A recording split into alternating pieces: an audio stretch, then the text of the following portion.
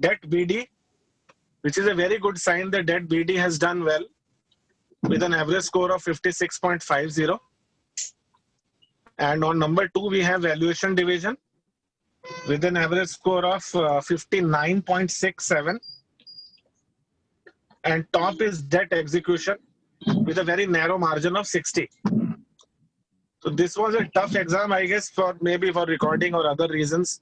Total average was just 49. Now coming to individual scores. So we have some worth mentioning performances, which I'm just, telling you. Then I'll come to top 3 positions. So we have Arpita. Arpita is also consistently scoring well. She has scored 65. We have Manish Joshi at 66. Manish को इस बार recording नहीं मिली तो शायद थोड़ा problem हो गया मुझे लगता है. और उसके बाद we have Nitin Dalmiya. Nitin, you are there? Yes, sir.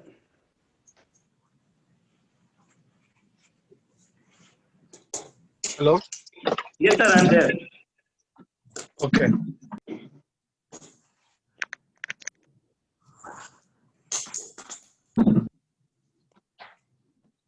Fantastic performance, I would say. Thank you, sir. We're doing well, but this time I'm really very happy with your performance. Thank you so much, sir. Then we have Anupma Bajpayee scoring 69. Again, she has been doing well. Then we have Pushmita Sahu, 70. She is also a consistent performer. Now coming to top 3.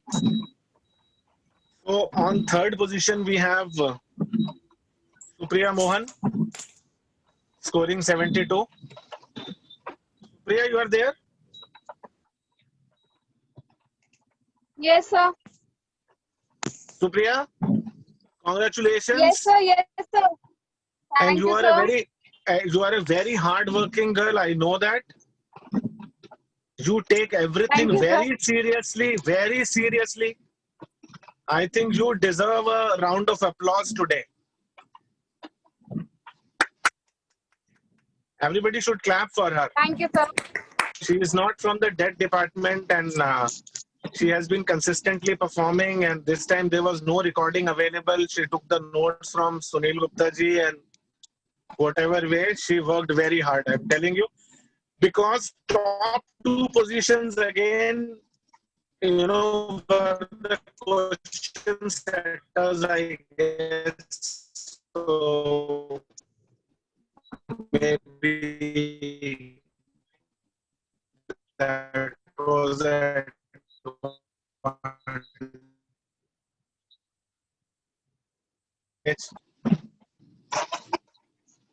Hello? Am I audible? Yes, sir.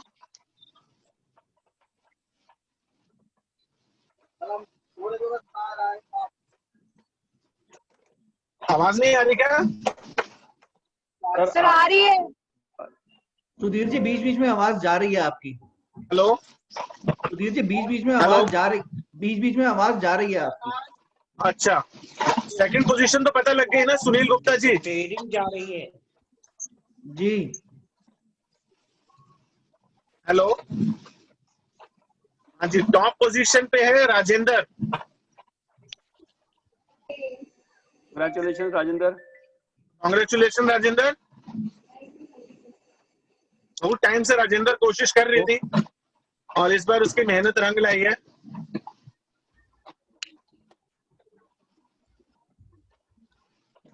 Sudarshan, आप start कर दीजिए अब आप. भैया मेरे को 5 minute लगेगा, खाली मेरा लैपटॉप खुल रहा है. अरे लैपटॉप खोल के रखना था ना यार इतनी देर से. अरे भैया अभी आया हूँ 5 मिनट पहले. चलो कोई बात नहीं. इस बार क्वेश्चंस कौन सेट करेगा वो पहले डिसाइड कर लेते हैं. चलिए.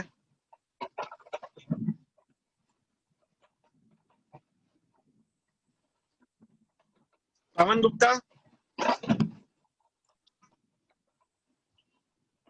जिसका नाम लेता हूँ वही एब्सेंट होता है, पता है?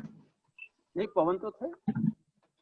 हाँ, पवन पवन गुप्ता प्रेजेंट है।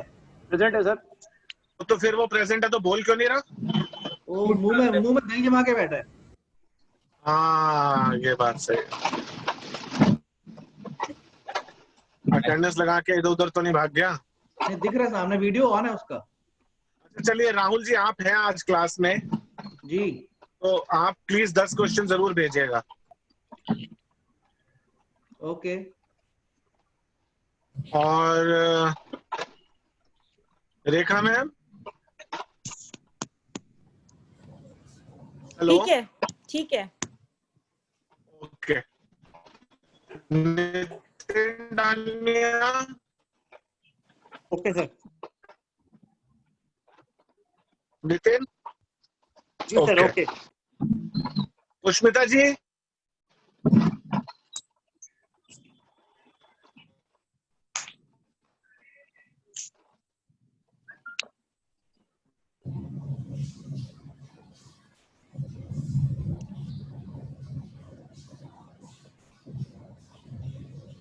नहीं है। और उत्कर्ष, पवन गुप्ता का दही टूट गया क्या? उनमें जो जमा था। हेलो।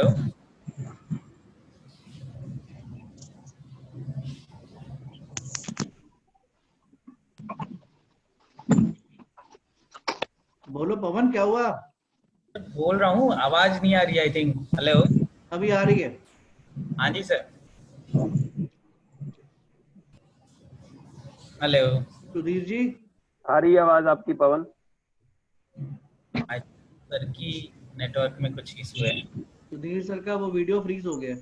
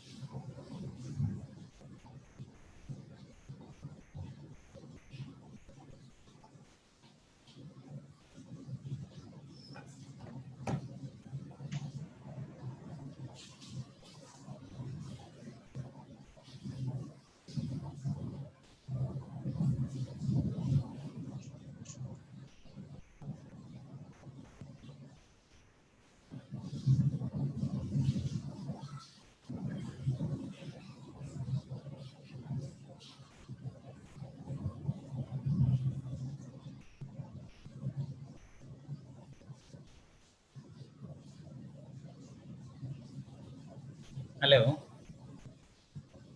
दर्शन आप क्लास स्टार्ट कर दो ना।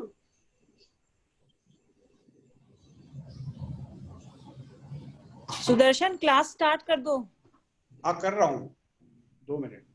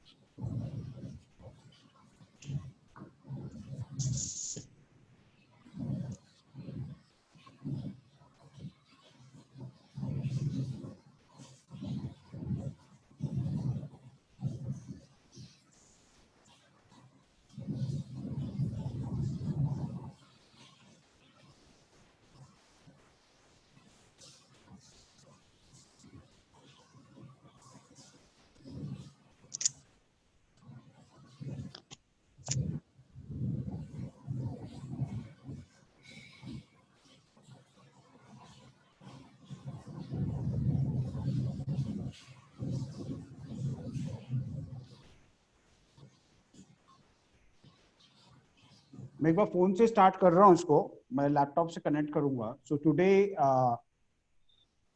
we are going to discuss what would be the we are going to assess the fund based and the non fund based working capital facilities, wherein fund based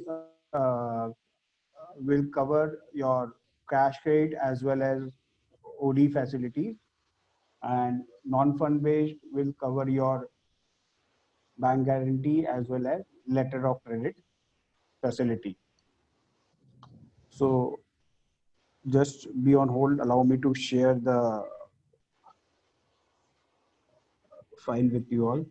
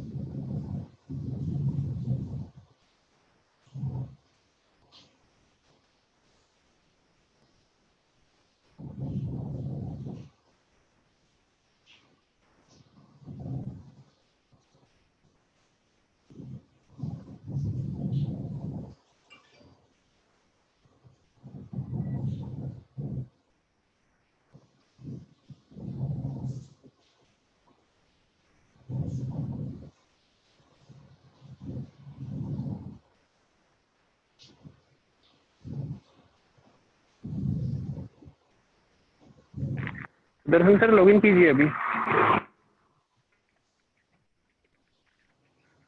hello.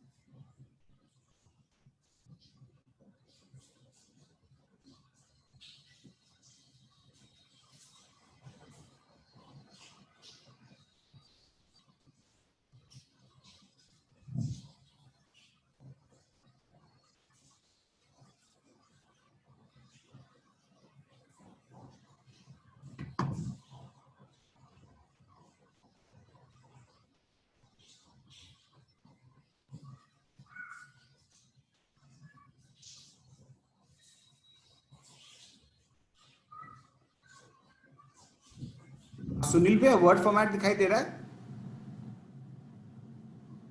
Sudarshan ji दे रहा है, word format दिखाई दे रहा है आपका। ठीक है, done है, thank you.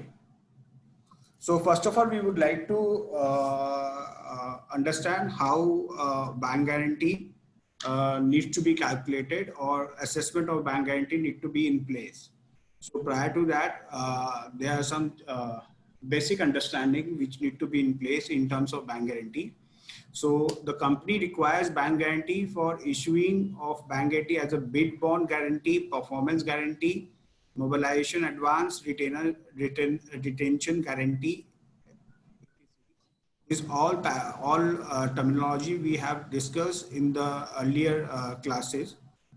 The company also require bank guarantee to issue bank guarantee in favor of customs, sales tax, excise, etc., and for other bona fide purposes related to its normal business activity. So why a corporate needs to have a bank guarantee facility in place? Because whenever we participate in any tender, therein on an upfront basis we have to provide a bank guarantee in the form of a bid bond guarantee, which is also can be termed as earnest money guarantee also. So in the form of earnest money also we need to provide a guarantee so that we can participate. And once that or contract has been awarded to the company, then accordingly a performance guarantee need to be issued, which covers the contract period as well as the post contract services period also, as duly being covered into the contract period. When we talk about mobilization advance, so in contract, in some of the contracts, there is a provision that that the company can have mobilization advance to the tune of, or to the extent of 10 to 20% of the contract value against a bank guarantee. So therein, if we do issue bank guarantee to the beneficiary, then accordingly mobilization advance can be given by the contractor, so that site expenses and all working capital expenses can be taken care of. Another is retention guarantee. So whenever the company raise any invoice upon the beneficiary, then it is of common in common parlance, 100% amount is not being released. Some portion to the extent of 5 to 10% has been retained, and if you want to have that, if you want to realize the retention amount, then accordingly a bank guarantee need to be issued. So against that bank guarantee, we can have that retention amount realized accordingly. And moreover, a bank guarantee can also be utilized to be issued in favor of customs, sales tax, excise, GST, and other government bodies also from time to time. So these are some of the end uses wherein we seek bank guarantee from the lenders, so that whatever business purposes are there, that can be met out in normal business activity. So my question to the forum is, one question which readily comes to my mind, that why do we require bank guarantee over and above fund-based limit? So whenever any cash credit limit or OD facility which has already been sanctioned and being availed by the entity, then over and above we require bank guarantee. So as we do advise different corporate also in terms of structuring, because bank guarantee is also one of the financial product. So sometimes after asserting their requirement, we do guide them out that you need to avail bank guarantee for this. So why a corporate need to avail bank guarantee when they can give 100% cash also? They can give 100% cash also. So why bank guarantee over 100% cash is being highly recommendatory in nature. So can anyone in the forum can answer why bank guarantee how bank guarantee availment is much more beneficial than 100% cash Yeah. deposit? There's the limit a get only blocked. commission. You have to pay only commission, but there you have to pay the interest rate. Commission is only 1% to 2% on bank guarantee. You have to pay margin as well. Yeah, you have to pay margin as well, but in cash credit also you need to bring your own margin, and you have to pay rate of interest of around 10 But to in 12%. in cash credit, the margin is somewhere around 20 to 25%. Yeah, 25%, and you have to But- pay rate of interest of 10 to 12%. Okay, so you mean to say the cost of fund in terms of bank guarantee is much more cheaper than the cash credit limit? Yes. Okay. So that is one of the foremost. Point wherein Drawing power assessment. You can back for the bank guarantee. You don't need to come as a drawing power. You don't that assessment of the bank guarantee doesn't require that drawing power calculation. Are you very sure, Rekhaji, that Drawing power is not required. This assessment of bank credit is on the different method, not like cash credit. irrespective of the nature of bank guarantee? Is it irrespective of the nature of bank guarantee, or you're talking about a particular nature of bank guarantee? Most of the bank guarantee, as far as I know. There are 4 or 5 types of bank guarantees only. So we need to be So you can maybe highlight whatever there is difference. what is my perception in this regard is that when we talk about financial bank guarantee, so financial bank guarantee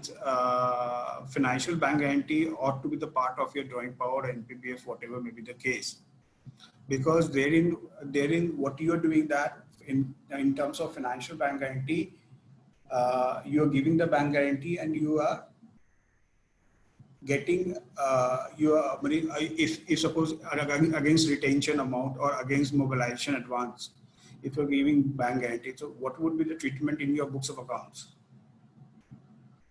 Books of accounts, what would be the treatment if you are giving against mobilization advance or retention amount? So because that is also part of your working capitals, because you're using that fund, whatever you are getting it realized out of the bank guarantee, issuing the bank guarantee, that is also part of your working capital. So in my personal opinion, financial bank guarantee ought to be the part of your NPBF, wherein other bank guarantees like performance bank guarantee ought not be the part of your NPBF. And what about bank guarantee for EDC, IDC? That is a financial bank guarantee. When we talk about EDC, IDC, that is a financial bank, that is a performance bank guarantee or financial bank guarantee. You need to be very clear. Yeah. So in your perspective, is that a financial bank guarantee or performance bank guarantee? It's a financial, you have to pay the EDC, IDC amount. No, First, I think Sudarshan, एक बार सबको ये बता दो कि what is financial and what is performance. पहले वो समझा दो ना सबको. Financial performance bank guarantee, when we talk about performance bank guarantee, means it contingent upon the performance of yours or of the company.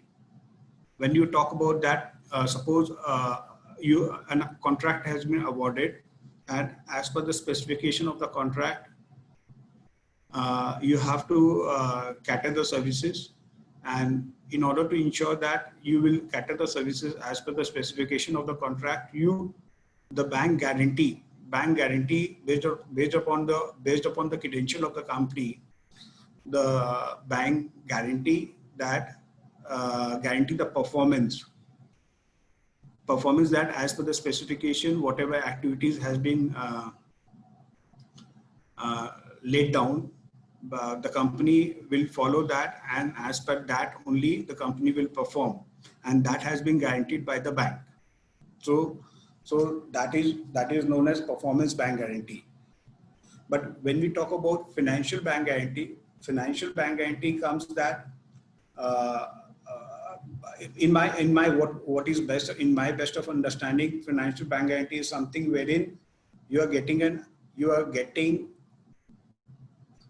suppose if a personal financial bank guarantee is being issued by the company, then in return to that financial bank guarantee, the company is getting either the goods or services, either the goods and services from the vendor. So if from goods or services from the vendor, or any money has been stuck up with any party, then whenever you are giving that financial bank guarantee, that money is being released based upon the financial bank guarantee, that if anything goes wrong, then that kind of party can invoke the bank guarantee accordingly. So in my best of my knowledge, when you talk about EDC and IDC, EDC and IDC is EDC and IDC, when we talk about, it's a performance bank guarantee. Why I'm saying it's a performance bank guarantee, because whatever schedule has been laid down, whatever repayment schedule has been laid down, that you need to adhere. I think here I think it is a financial guarantee, because whatever schedule is there, they are required to make the payment, and in case they are not able to make the payment, then it can be revoked, and then revocation can be in both performance as well as financial. Then the bank has to pay. The bank has to pay in both the When cases. the bank Financial. is I think in the financial guarantee, when the bank is guaranteeing to make the payment in case the borrower doesn't pay. No. And what about performance? What about performance? If the borrower doesn't perform, then only. But EDC, IDC making payment is not a performance. No, it is a financial performance. It's not a. It's like making the payment is not a performance. EDC, IDC schedule is what? It is just the payment of the amount, due amount. But it's not you're not doing any service. You're not providing any that you're making any construction, or you're doing some services, or you're going by some it's not like quality performance or kind of thing. So in my opinion, the EDC, IDC is a financial bank guarantee. You can check maybe some other. Yeah, if there's any other opinion in the on the forum, Rahul ji bata sakte hain. I would like to add something on that. Actually, doing the transaction, जिसमें कि ये clear है, गुड़गांव में जो EDC होता है, that is the financial. EDC का हमको पेमेंट करना होता है, और IDC का परफॉर्म करना होता है कि इसमें Oh my God, तो ये तो partly true, partly false हो गया. Yes. नहीं, ये पवन ठीक बता रहा है. पवन ठीक बोल. और इलेक्ट्रिसिटी वाला भी परफॉर्मेंस होता है, क्योंकि मतलब जहां भी आपको मैप के अकॉर्डिंग परफॉर्म करना है, that is the performance. But EDC is merely payment, nothing else. External development. पवन जी, एक दो चीजें मैं जस्ट शेयर करना चाहूँगा या आपके साथ भी. दो चीजें इम्पोर्टेंट है कि जब हम असेसमेंट की बात कर रहे हैं वर्किंग कैपिटल फंड बेस की, तो आप कह रहे हैं जैसे रिटेंशन वाली माने क्या है. अभी मैं EDC IDC पे मैं 1 मिनट में बाद में जाऊंगा. I will first address for fund based and non fund based का. तो जब आप रिटेंशन को कहते हैं तो रिटेंशन इज अ डेटर. तो ठीक है, जब हमारा वो डेटर है तो it is assessed in my working capital as a debtor. It is a debtor and then against which I am getting released the money. Once I have actually issued a bank guarantee, then my debtor automatically get released, and to that extent my आवाज हो रही है. अब आ रही है ठीक भैया? हाँ, आ रही है.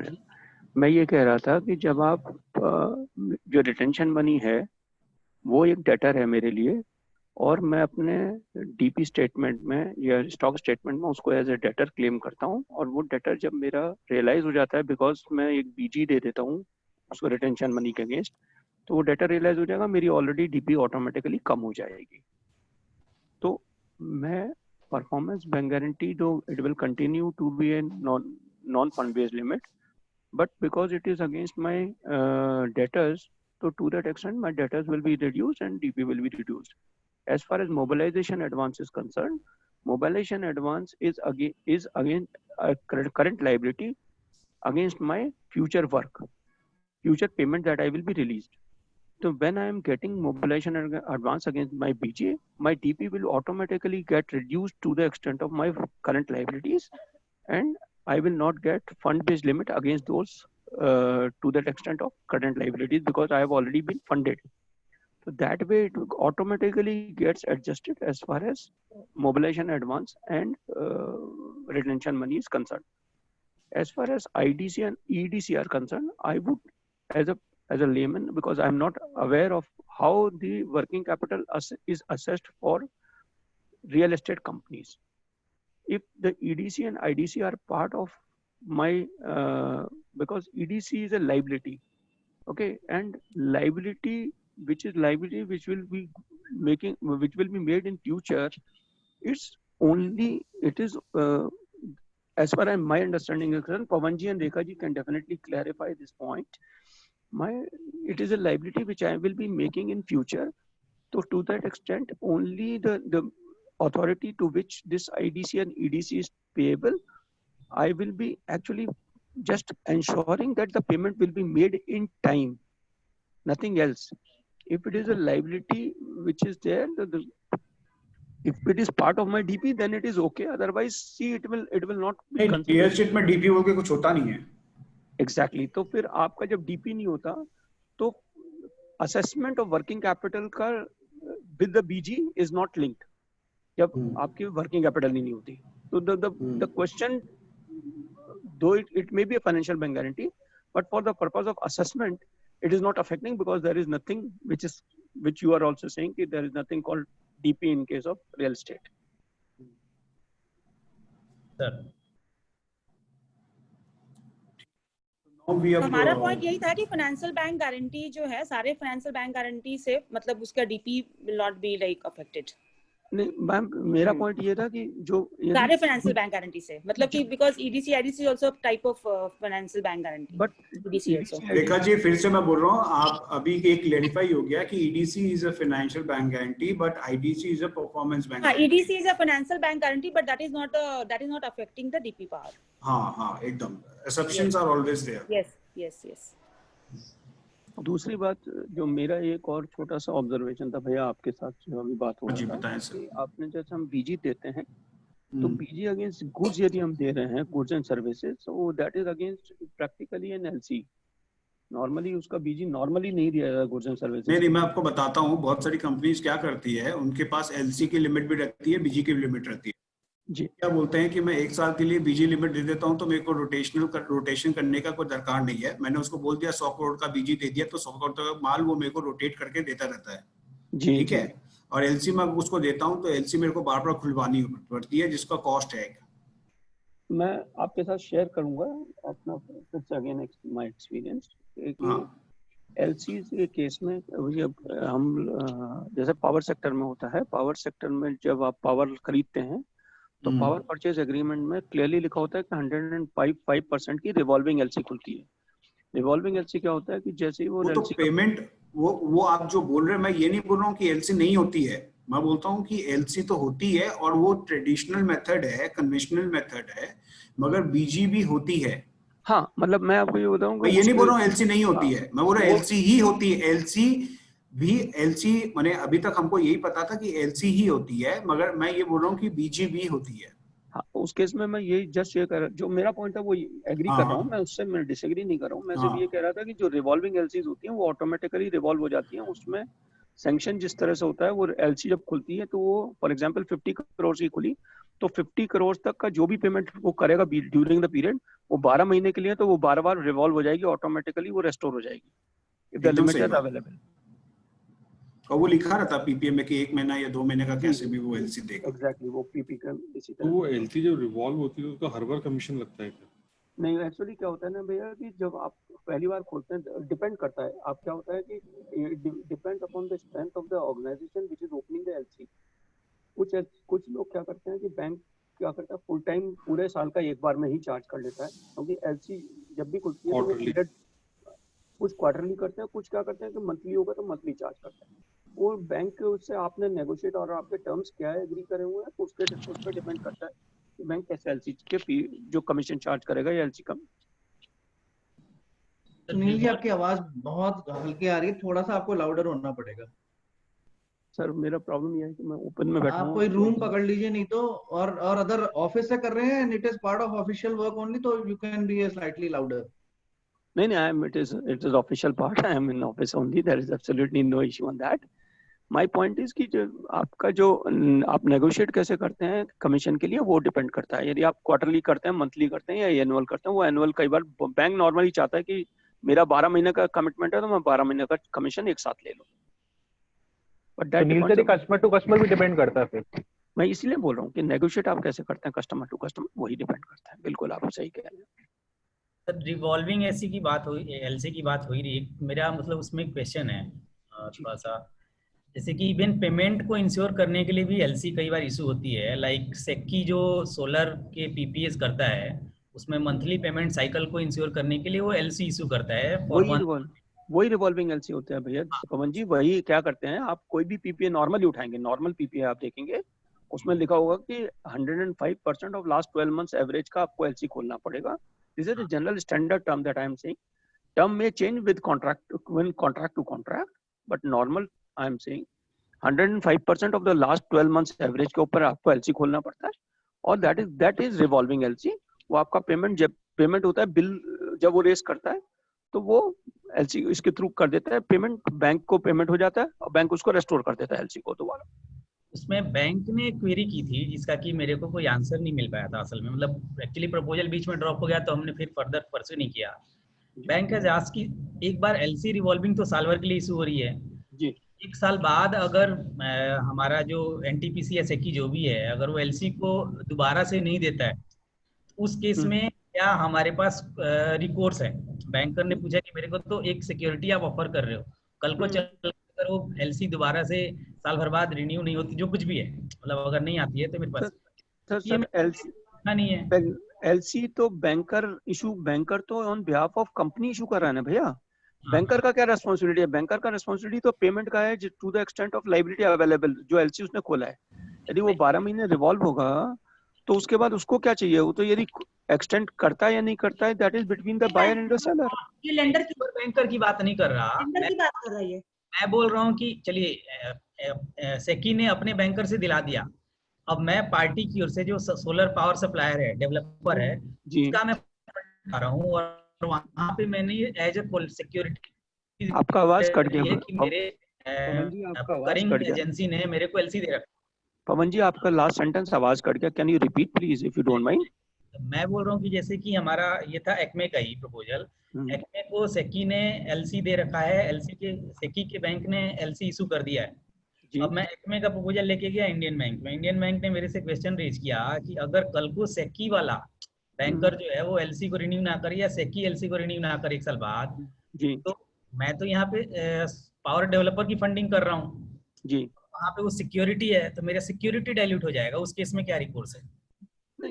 बट उसके अंदर वो एग्रीमेंट होगा ना उसके साथ, सेकी के साथ एग्रीमेंट भी तो होगा। तो मैं ना पवन चीजों को सेपरेटली तुम कंफ्यूज कर रहा है चीजों को। यहाँ पर एलसी देने का मेन क्या कारण क्या तुमको पता है? Ensure the payment. तो इंश्योर द पेमेंट को सिक्योरिटी कवरेज कैसे डाइल्यूट हो रहा है इसमें? एक सिक्योरिटी का कवरेज का बात नहीं कर रहे, मतलब एक सिक्योरिटी का ऐसा कंपोनेंट है जो कि उस समय अरे कैश फ्लो सिक्योर कर रहा ना खाली एलसी। पवन मेरा एक इसके पीछे आंसर ये है कि पीपीए एग्रीमेंट जब पढ़ोगे तो उसमें वो रहता है कि उसका मतलब कि एलसी देना है, बैक्ड बाय एलसी है, तो वो पीपीए एग्रीमेंट को वैलिड नहीं करेगा ना सेकी, जो वो बोल रहा है कि नहीं देगा। मैंने आप बोल रहे हो कि सेकी रिन्यू नहीं करेगा एलसी को? हाँ वो करेगा ना because as per PPA agreement वो लिखा वो मतलब आपसे वो पावर खरीदेगा और आपको जो इशू, तो आप इन्वोक कर दीजिए ऐसे नहीं कर रहा। तो अगर आपका अगर एक्सपायर हो रहा है तो एक्सपायर के पहले से ऐसे ही इन्वोक कर सकते हैं आप।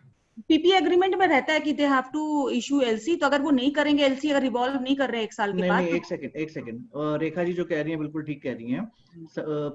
जो सुदर्शन आप कह रहे हो वो इन्वोक इसलिए नहीं कर सकता कि अगर पेमेंट कर दिया तो इन्वोक करने का राइट नहीं होता. It is only to ensure payment. However Pawan का जो पॉइंट है कि अगर उसको वो रिन्यू नहीं करता है तो पवन वो रिन्यू नहीं करने से ही is in default of contract.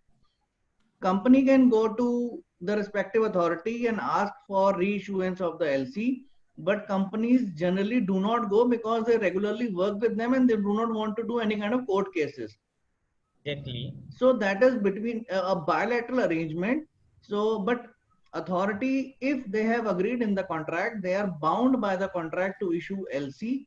They may or may not issue to save their cost, just that. I don't know what point we are debating upon here. I missed it in between, but जो आप ये बोल रहे हो उसमें से ना तो कोई सिक्योरिटी वायलेशन है ना कुछ है. From lenders perspective, yes, they are lacking on a security and they can ask the company to go to the authority to get it done. But उसमें भी पेमेंट जब तक टाइम पे आ जाती होगी तो वो लोग भी नहीं मतलब इन्वोक नहीं कर सकते. नहीं करते. हाँ, नहीं कर सकते. Okay. और एक और पॉइंट है, अगर रिवॉल्विंग एलसी और खुल गया है तो मेरे ख्याल से वो वापस ऐसा नहीं कर सकता कि मैं इसको बंद कर दे. हाँ, वो रिवॉल्व होता रहेगा. Revolving LC is for a period of time which is like 14 years 15 years और व्हाटएवर. अच्छा, तो मतलब आप बोल रहे हो राहुल भैया कि मतलब उसमें कोई एक्सपायरी डेट नहीं होती है, इन्फिनिटी? नहीं होती है. नहीं भैया, ऐसा नहीं होता है. I am sorry. Her LC 12 महीने बाद रिन्यू होती है. बट जैसे एक बीजी है, अगर अथॉरिटी को 5 साल के लिए दी है तो 5 साल के लिए वैलिडिटी रहती है. तो ये रिवॉल्विंग बेसिस पे होती रहती है. But it is only between authority and the lender how they have issued the LC. हाँ, मतलब जो भी उन्होंने एक पीरियड जो अभी तय किया उस दिन तो उसमें रिन्यू होनी चाहिए वैसे. यस. ठीक है, नेक्स्ट अभी अपने मैंने एक भी केस ऐसा नहीं सुना है जहां पे एक बार एलसी इशू हो गई हो और बाद में वो रिन्यू ना हुई हो. नहीं, जब पेमेंट ही कर रहे हैं वो लोग टाइमली, तो रिन्यू करने में कोई इशू होता नहीं है. ऐसे कोई कंप्लायंस रहती है, एज सिक्योरिटी वो स्टैंडिंग रहती है. या तो वो इशू ही नहीं करते, अगर इशू हो गई है तो फिर मेरे को लगता है वो कंटिन्यू करते हैं. मैंने कहीं पर भी मिस होते हुए नहीं देखी है. We can proceed further. अपने इसमें चलते हैं, बैंक गारंटी का स्टार्ट करता हूँ वापस. I think so bank guarantee ka now the question arises how we can calculate the bank guarantee, assessment of bank guarantee. और अपना क्या है कि ये जो बैंक गारंटी की रिक्वायरमेंट होती है ना, जनरली क्या होती है कि बैंक गारंटी की रिक्वायरमेंट अपने को ये ईपीसी कंपनीज जो होती है, ईपीसी कंपनीज या इंफ्रास्ट्रक्चर कंपनीज जो होती है उसमें ही नॉन फंड बेस्ड की ज्यादा रिक्वायरमेंट होती है. नॉर्मल मैन्युफैक्चरिंग, रियल एस्टेट, ये सब में ज्यादा बैंक गारंटी की रिक्वायरमेंट होती नहीं है. तो now the question is how assessment of bank guarantee can be done. तो उसमें क्या है कि first of all we need to ascertain कि total value of tenders participated in any point of time in next 12. तो उसमें पहले अपने को ये देखना है कि नेक्स्ट 12 महीने में अपने कहाँ पर पार्टिसिपेट करेंगे, और जो पार्टिसिपेट करेंगे वहां पर कॉन्ट्रैक्ट का क्या वैल्यू रहेगा. That would be an estimate. तो यहाँ पर मैंने एक एग्जाम्पल लिया 1614 करोड़ कि मैं नेक्स्ट 12 महीने में इतना वैल्यू ऑफ टेंडर्स में मैं पार्टिसिपेट करूंगा. Next step, bid bond eight the rate of 2% on value of the tenders participated, calculated on the assumption that EMD earnest money deposit bank guarantees are rotated once in 9 months. तो इसमें क्या है कि अब मैंने ये लिखा है कि मैंने ये समझा है कि अगर मैं 1614 वैल्यू ऑफ टेंडर्स में पार्टिसिपेट करता हूं तो मेरे को वहां पर EMD देनी होगी, EMD बैंक गारंटी देनी होगी, जो कि 2% ऑफ द कॉन्ट्रैक्ट वैल्यू है. और मैं यहाँ पर ये भी मैंने अजम्पशन लिया है कि मेरी ये जो bank guarantee, EMD bank guarantee है, हर 9 महीने में मेरी रोटेट होती रहेगी. तो यहाँ पर 1614 का 2% और उसका 9 मंथ्स अगर मैं कैलकुलेट करता हूँ तो 2421 करोड़ का मेरा EMD की बैंक गारंटी की रिक्वायरमेंट मेरे को पड़ेगी साल में. Project to be obtained with success rate at the rate of 15%. तो बाद में मैंने ये बोला है कि 1614 का मैं जो टेंडर में पार्टिसिपेट करूंगा उसमें मैंने अजम्पशन लिया है कि 15% मेरे को अवार्ड हो जाएगा. तो अवार्ड हो जाएगा 15%. तो 1614 का 15% अवार्ड होने से मतलब 242.10 का मेरे को इतना कॉन्ट्रैक्ट वैल्यू मेरे को अवार्ड हो जाएगा इन अ ईयर. अब यहाँ पर क्वेश्चन ये रेज होता है नेक्स्ट में कि अवार्ड तो हो गया, ईएमडी भी हमने दे दिया 24.21 का, अब परफॉर्मेंस बैंक गारंटी भी देना होगा। तो परफॉर्मेंस बैंक गारंटी के लिए मैंने ये माना है कि 10% ऑफ द कॉन्ट्रैक्ट जो आपको अवार्ड होता है वो आपको यहाँ पर देना होगा। तो that would be somewhere around 24.21 crore. अब 24.21 करोड़ ये 242.10 करोड़ जो हमें अवार्ड हुआ था उसका 10% आपको परफॉर्मेंस बैंक गारंटी देना होगा, दैट इज 24.21 करोड़। अब इसके बाद यहाँ पर ये क्वेश्चन आता है कि आपका मोबिलाइजेशन एडवांस जो है वो मोबिलाइजेशन एडवांस आपको, अब मोबिलाइजेशन एडवांस में क्या होता है कि मोबिलाइजेशन एडवांस नॉर्मली वो बोलते हैं कि मोबिलाइजेशन एडवांस आपका जो कॉन्ट्रैक्ट वैल्यू है उसका मैं 15 से 20% आपको मोबिलाइजेशन एडवांस एनी टाइम दे सकता हूं to the extent of 15 to 20%। अब 15 to 20% मोबिलाइजेशन एडवांस मैं दे सकता हूं। तो यहाँ पर मैंने एडॉक बेसिस पे 10 करोड़ रुपया मैंने माना है कि 10 करोड़ रुपया हमें मोबिलाइजेशन एडवांस मिलेगा। Otherwise 15 to 20% of 242.10 हाँ 242.10 एनी टाइम, मतलब एट ए टाइम मेरे को उतना ही मैक्सिमम मोबिलाइजेशन एडवांस मिल सकता है। ठीक है। बाद में retention money guarantee on the basis of this. अब रिटेंशन मनी गारंटी क्या होता है कि रिटेंशन मनी जैसे अपने को हमने 100 रुपए का बिल हमने 100 रुपए का बिल रेज कर दिया, तो हमने 100 रुपए का जब बिल रेज कर दिया तो उसमें हमें 90 to 95% हमें मिलता है पैसा, और 5 से 10% वो रिटेन कर लेते हैं और वो बोलते हैं कि जब आपका काम खत्म हो जाएगा या आपका जो नेक्स्ट बिल आएगा उसके बाद हम वो अमाउंट रिलीज करेंगे। दो चीज होता है कि काम कंप्लीट हो जाएगा तब एक साथ करेंगे, या ये रोटेशनल नेचर पर रहेगा, एनी टाइम आपका 5 से 10% of the invoice value retain रहेगा। तो बहुत बार हम क्या बोलते हैं कि 5 से 10% हमारा जो रिटेंशन अमाउंट रिटेन रहता है वो आप हमें दे दीजिए, क्योंकि हमें लिक्विडिटी क्राइसिस है, उसके बदले में आप हमसे बैंक गारंटी ले लीजिए।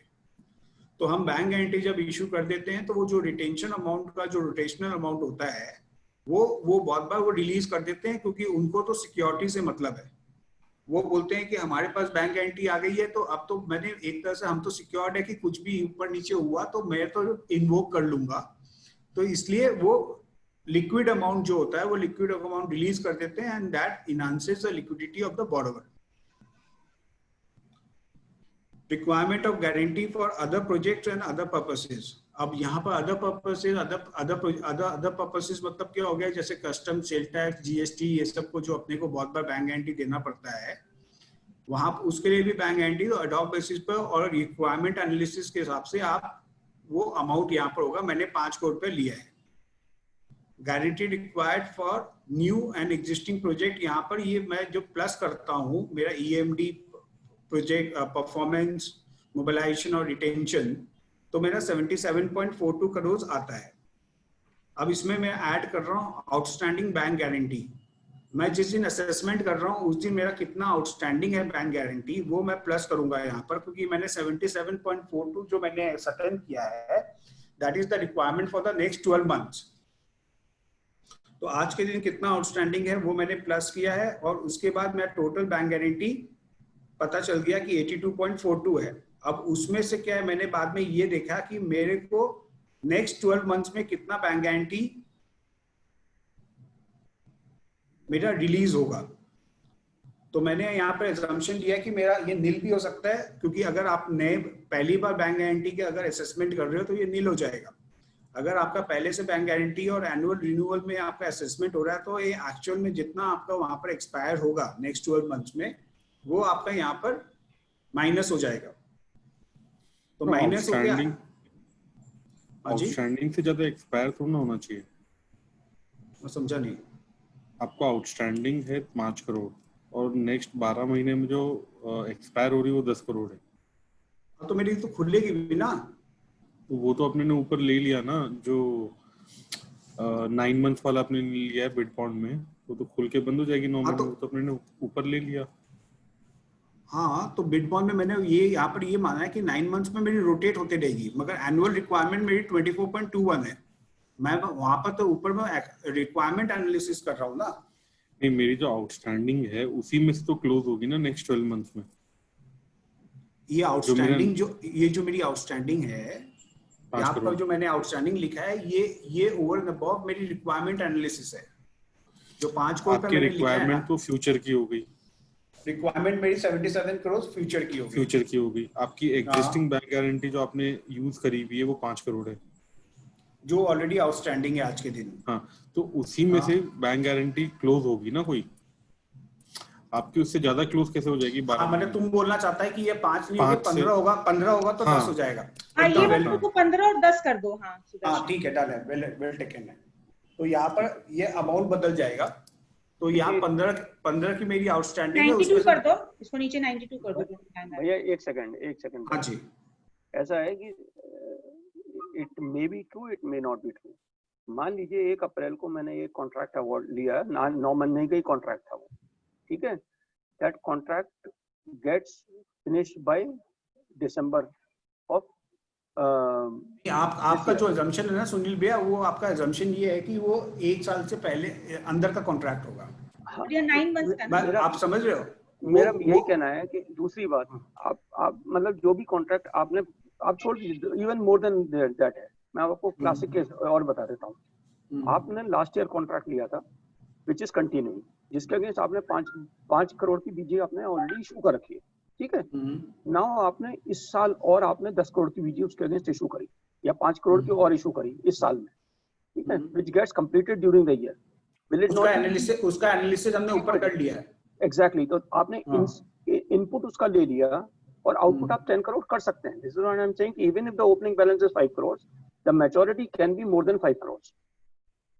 इट इज नॉट नेसेसरी कि मैच्योरिटी ओपनिंग बैलेंस में से ही होगी, it can be even from the current. आप बोलो ड्यूरिंग द ईयर कुछ अगर हो गया उसी समय। और मैं आपको एग्जांपल दे रहा हूँ ना मैम, कि मैंने 100 करोड़ का कॉन्ट्रैक्ट लिया, मैंने 50 करोड़ लास्ट ईयर एग्जीक्यूट करा था, जिसके अगेंस्ट 5 करोड़ रुपए मैंने बीजी आपको इशू कर रखी थी बाय 31 मार्च, ठीक है। 50 करोड़ का मैंने और कॉन्ट्रैक्ट जो बाकी बैलेंस था वो मैंने एग्जीक्यूट ड्यूरिंग द ईयर किया, उसके अगेंस्ट मैंने 5 करोड़ और बीजी इशू करी। जब कंप्लीट हो गया तब मेरे को 10 करोड़ रिलीज हो गई, इस साल में ही कंप्लीट हो गया, because it was continuing from last year. But वो 50 करोड़, आई थिंक इसके अंदर जैसे ये एग्जांपल दे रहा है कि ऑर्डर के वैल्यू के अगेंस्ट में आपको देना है। यही मैं बोल रहा हूँ कि अब दूसरी बात, एग्जीक्यूशन विल बी नॉट, जो एग्जीक्यूशन रिटेंशन मनी है, retention money is on execution, not on order value. Retention money is always on execution. ये 50 करोड़ का एक्सपेंडिचर 242 करोड़ में से हो सकता है मेरा पिछले पोर्शन का कॉन्ट्रैक्ट। अगर ये सुनील भैया जो बोल रहे हैं वो भी एक पॉसिबिलिटी है इसमें, ठीक है, अभी चलते हैं वो उसको। हाँ, मतलब तो इसको मैं वैसे ही रखता हूँ तब, ठीक है। तो ये अपना 5 करोड़ का वैसे है आउटस्टैंडिंग, और यहाँ पर 10 करोड़ का अपना वो हो गया, रिड्यूस हो जाएगा। तो बैंक गारंटी जो रिक्वायरमेंट है दैट इज 72 करोड़, तो इसको राउंड ऑफ करके हमने 70 करोड़ की बैंक गारंटी की रिक्वायरमेंट हमने बनाई है, ठीक है। तो ये इसमें एक चीज और थी, किसी एक जयपुर में कंपनी का काम करते, उसने बिड बॉन्ड का 5% लिया हुआ है। मैं बोल रहा हूँ वो तो कुछ भी हो सकता है, मैं तो अजम्पशन लिया हूँ 2%। मैं ऐसे थोड़ी बोल रहा हूँ कि हर केस में 2% ही होगा। नहीं, जनरली जो बिड बॉन्ड होती है वो 2% ही होती है ना, 5% का तो फिर जस्टिफिकेशन देना पड़ेगा कि आप 5% क्यों ले रहे हो। जस्टिफिकेशन क्या, वो तो कॉन्ट्रैक्ट वैल्यू में डिपेंड, वो लिखा होगा ना कि कितना परसेंट आपको देना है। जनरली हैम प्रोजेक्ट, जनरली एनएचआई के प्रोजेक्ट में 2% ही देते हैं बिड बॉन्ड। कोई डिपेंड करता है ना कैसा प्रोजेक्ट है, क्या है। अभिषेक, वो तो लिखा हुआ होगा ना कि कितना बिड बॉन्ड, कितना परसेंटेज देना। मैं यहाँ पर जो बात कर रहा हूँ ये तो ऑन एन एवरेज बात कर रहा हूँ मैं। यहाँ पर मैं ये पूछ रहा था 5% होती है क्या बिड बॉन्ड में? हो सकती है, हो सकती है, क्यों नहीं हो सकती है, रूल्ड आउट थोड़ी है कि नहीं हो सकती है। अगर एनएचआई ने लिख दिया कि मैं 5% बिड बॉन्ड लूंगी, मैं उसमें नहीं जा रहा हूँ कि वो ले सकती है नहीं ले सकती है। वो अगर लिख दी 5% लेगी तो 5% होगा। अभिषेक जी, मैं आपके साथ फिर से शेयर कर रहा हूँ कि ओरिजिनली जब आप 80s और 90s में जो कॉन्ट्रैक्ट और एनटीपीसी अवार्ड करते थे तो उस समय 5% बिड बॉन्ड लेते थे, ईएमडी लेते थे। सुनील जी सॉरी यार, मेरा लैपटॉप का शायद स्पीकर नहीं है, तो आपको थोड़ा लाउडर होना पड़ेगा। मैं ये कह रहा हूँ कि अभिषेक जी, आप पीछे एनटीपीसी जब अपने बिड बॉन्ड लेते थे तो वो 5% के ही कॉन्ट्रैक्ट अवार्ड करते थे। आज की तारीख में मेरे को नहीं पता स्टेटस क्या है, 5% का बिड बॉन्ड हो सकता है। उसके देखिए रीजन, बहुत सारे रीजन होते हैं। बिड बॉन्ड लिया क्यों जाता है कि जो बिडर्स हैं वो देयर शुड बी स्क्रूपलस, वो बिड करने की इंटेंशन रखते हो। वो केवल मेरा जो बिड है वो उसको खराब करने की इंटेंशन से बिड नहीं करना, कमिटमेंट देखना है। एग्जैक्टली। कल को वो मेरे से अवार्ड लेते हैं और अवार्ड लेने के बाद वो कह देते हैं कि मैं तो ये नहीं कर सकता इस रेट पर, तो मेरे उसके लिए एक डेटरेंट है। तो 5% और 2% डिपेंड्स कि मेरे लिए कितनी प्रोबेबिलिटी है कि there will be some people who may be coming only to ruin the process. So bid bond, see what is the objective of bid bond? We have to first see what is the objective. The objective is that only serious people should come to bid, and they should bid also seriously. They should not bid either very low or very high. The very purpose is this. I hope I've clarified. ठीक है. So any other query relating to this assessment of bank guarantee?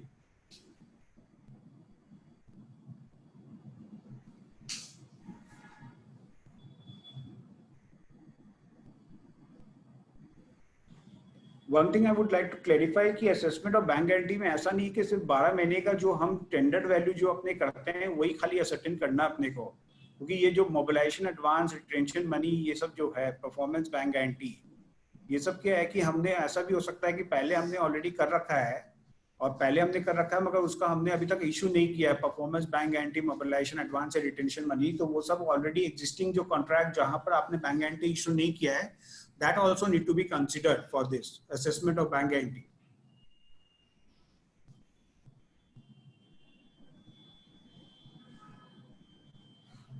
Now we will go how to assess letter of credit. Now letter of credit का assessment कैसे होगा ये अपने समझेंगे अभी.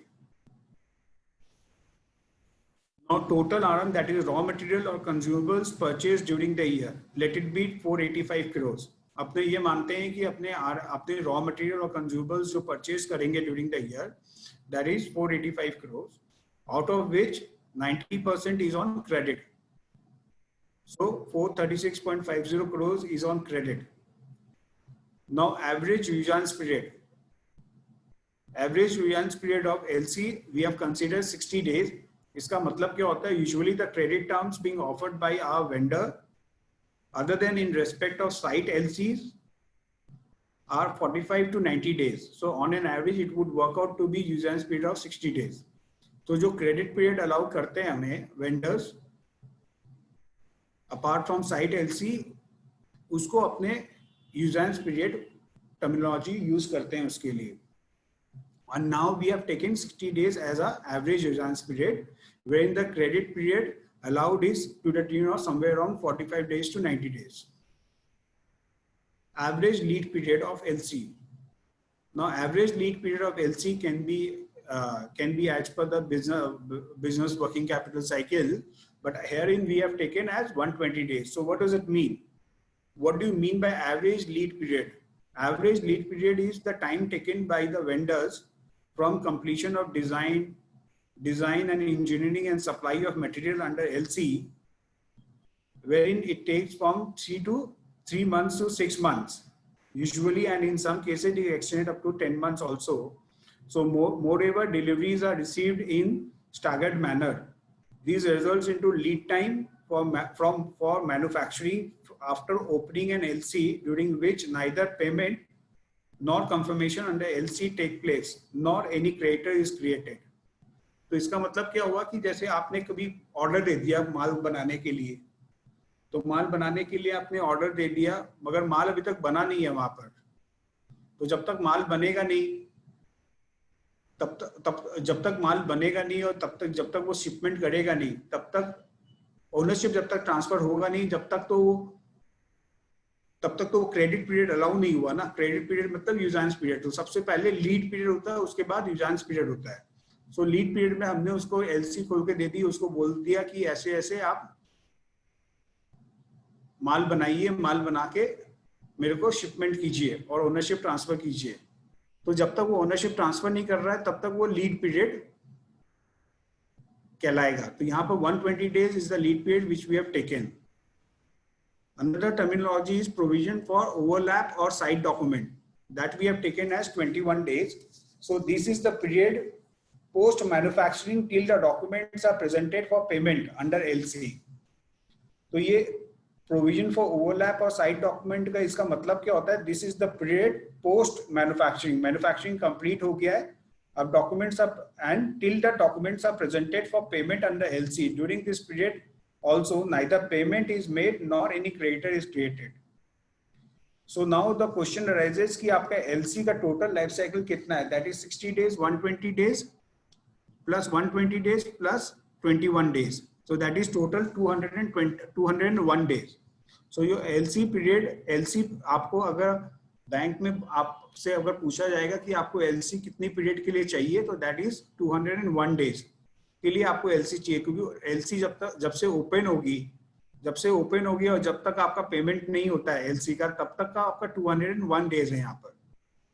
तो अब क्वेश्चन ये रेज होता है कि आपका एक साल में कितनी बार रोटेशन होगी LC। So how to find out कि कितने बार रोटेशन होगी, that is 365 days divided by 201 days, that is 1.81 times. So अगर 1.81 टाइम्स आपका अगर 1 ईयर में अगर रोटेट होती है LC तो आपकी LC की रिक्वायरमेंट क्या होगी? तो आपने क्रेडिट में कितना माल खरीदा था? 436.50।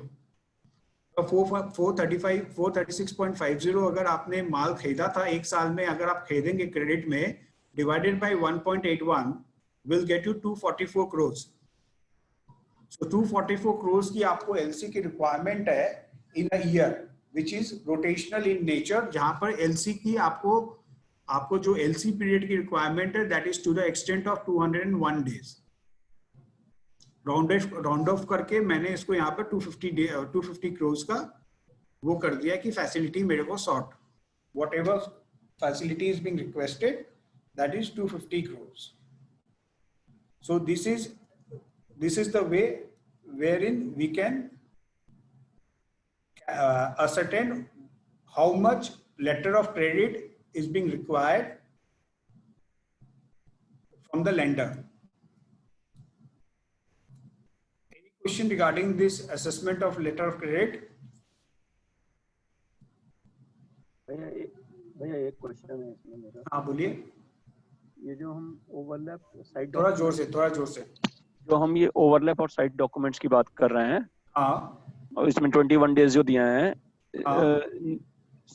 जब तक मेरी ओनरशिप नहीं ट्रांसफर हुई है, मतलब मेरा bill of leading for example यदि FOB के बेसिस पर इनको टर्म्स हैं FOB, तो मेरा जब तक बिल ऑफ लीडिंग नहीं बना तब तक तो लीड पीरियड में आ गया। अब लीड पीरियड्स के बाद वो डॉक्यूमेंट्स भेजेगा थ्रू बैंक, ठीक है। अब वो डॉक्यूमेंट्स बैंक्स के थ्रू जब आएंगे और तब वो पीरियड रहेगा ना जो आप ओवरलैप का बात कर रहे हैं, है ना, from the transfer of ownership till sighting of the documents by the beneficiary bank, sorry, हाँ, by the not the beneficiary bank but the beneficiary bank जो जिसके पास आना है, जो बायर का बैंक है। हाँ जी, ठीक है। So till now we have ascertained what should be the methodology in terms of assessment of bank guarantee, and bank guarantee which we have bifurcated into EMD, bid bond bank guarantee, mobilization advance bank guarantee, performance bank guarantee, and financial bank guarantee. Now we would like to ascertain how this MPBF need to be calculated in terms of cash credit. Just a minute.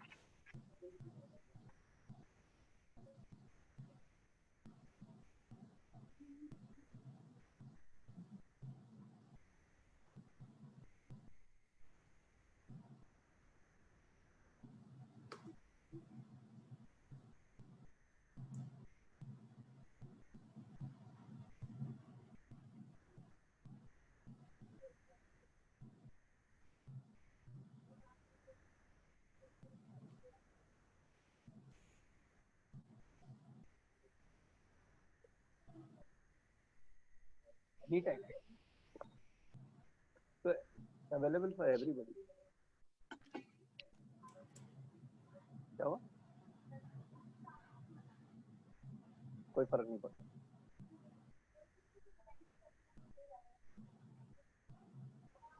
Any day. Any day.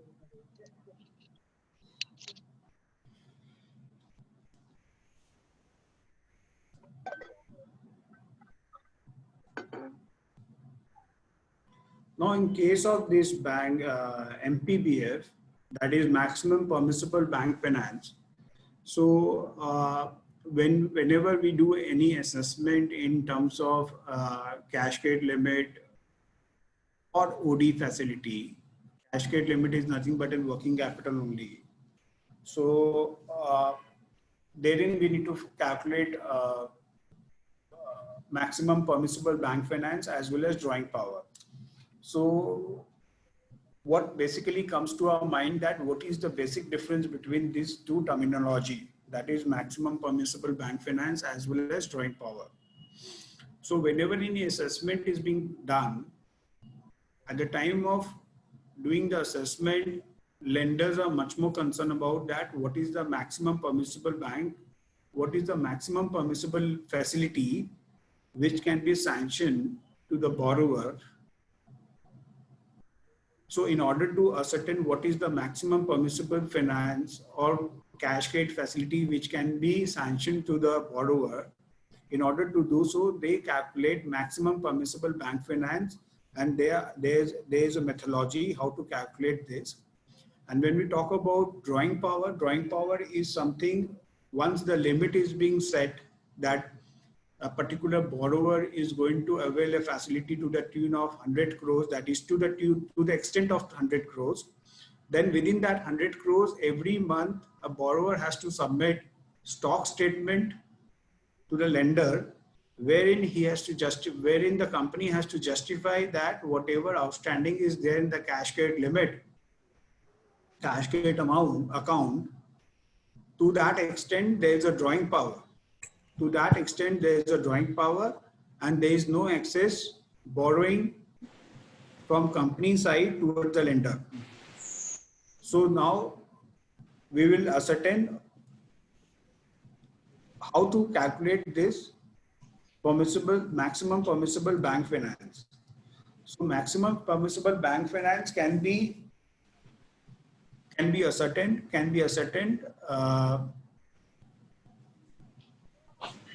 There are three methods. One is turnover method, one is MPBF method, another is cash flow based lending method. So when we talk about cash flow based lending method, it's a cash budget. It is nothing. So it's a cash budget which a company has to.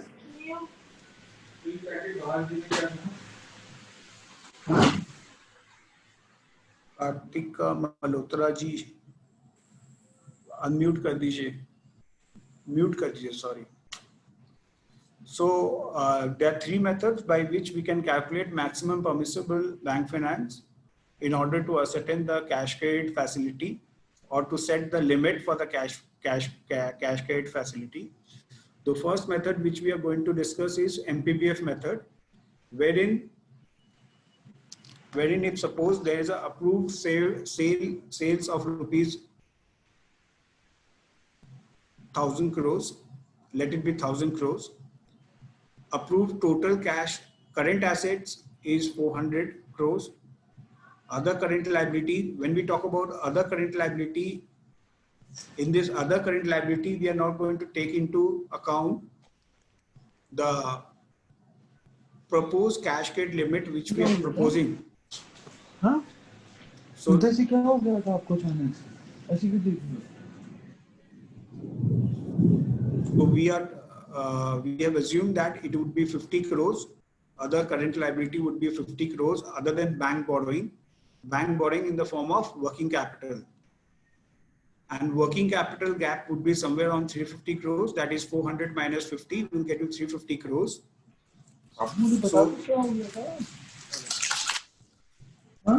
Kritika mute कर दो. लोकेश.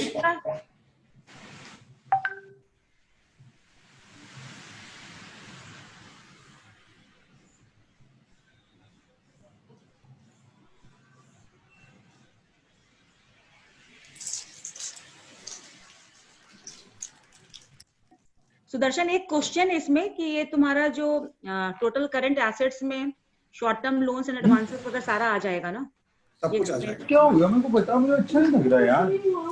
तुम्हें सिर्फ आगे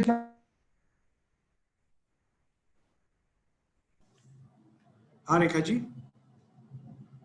थोड़ा सा explain कर दो कि टोटल करंट एसेट्स और no, when we talk about total current asset, it includes all the current assets as per the balance sheet.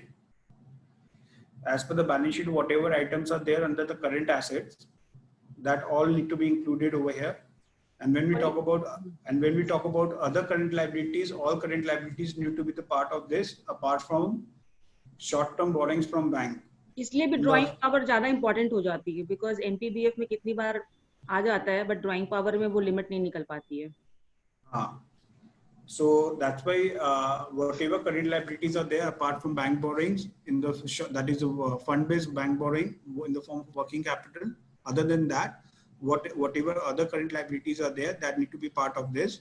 So when you're going to deduct, Sudarshan ji, yes, हाँ जी, ये जो current मैच्योरिटीज of long term borrowing है, ये भी other current liabilities के part रहेंगे ना? हाँ जी रहेंगे जी. Okay.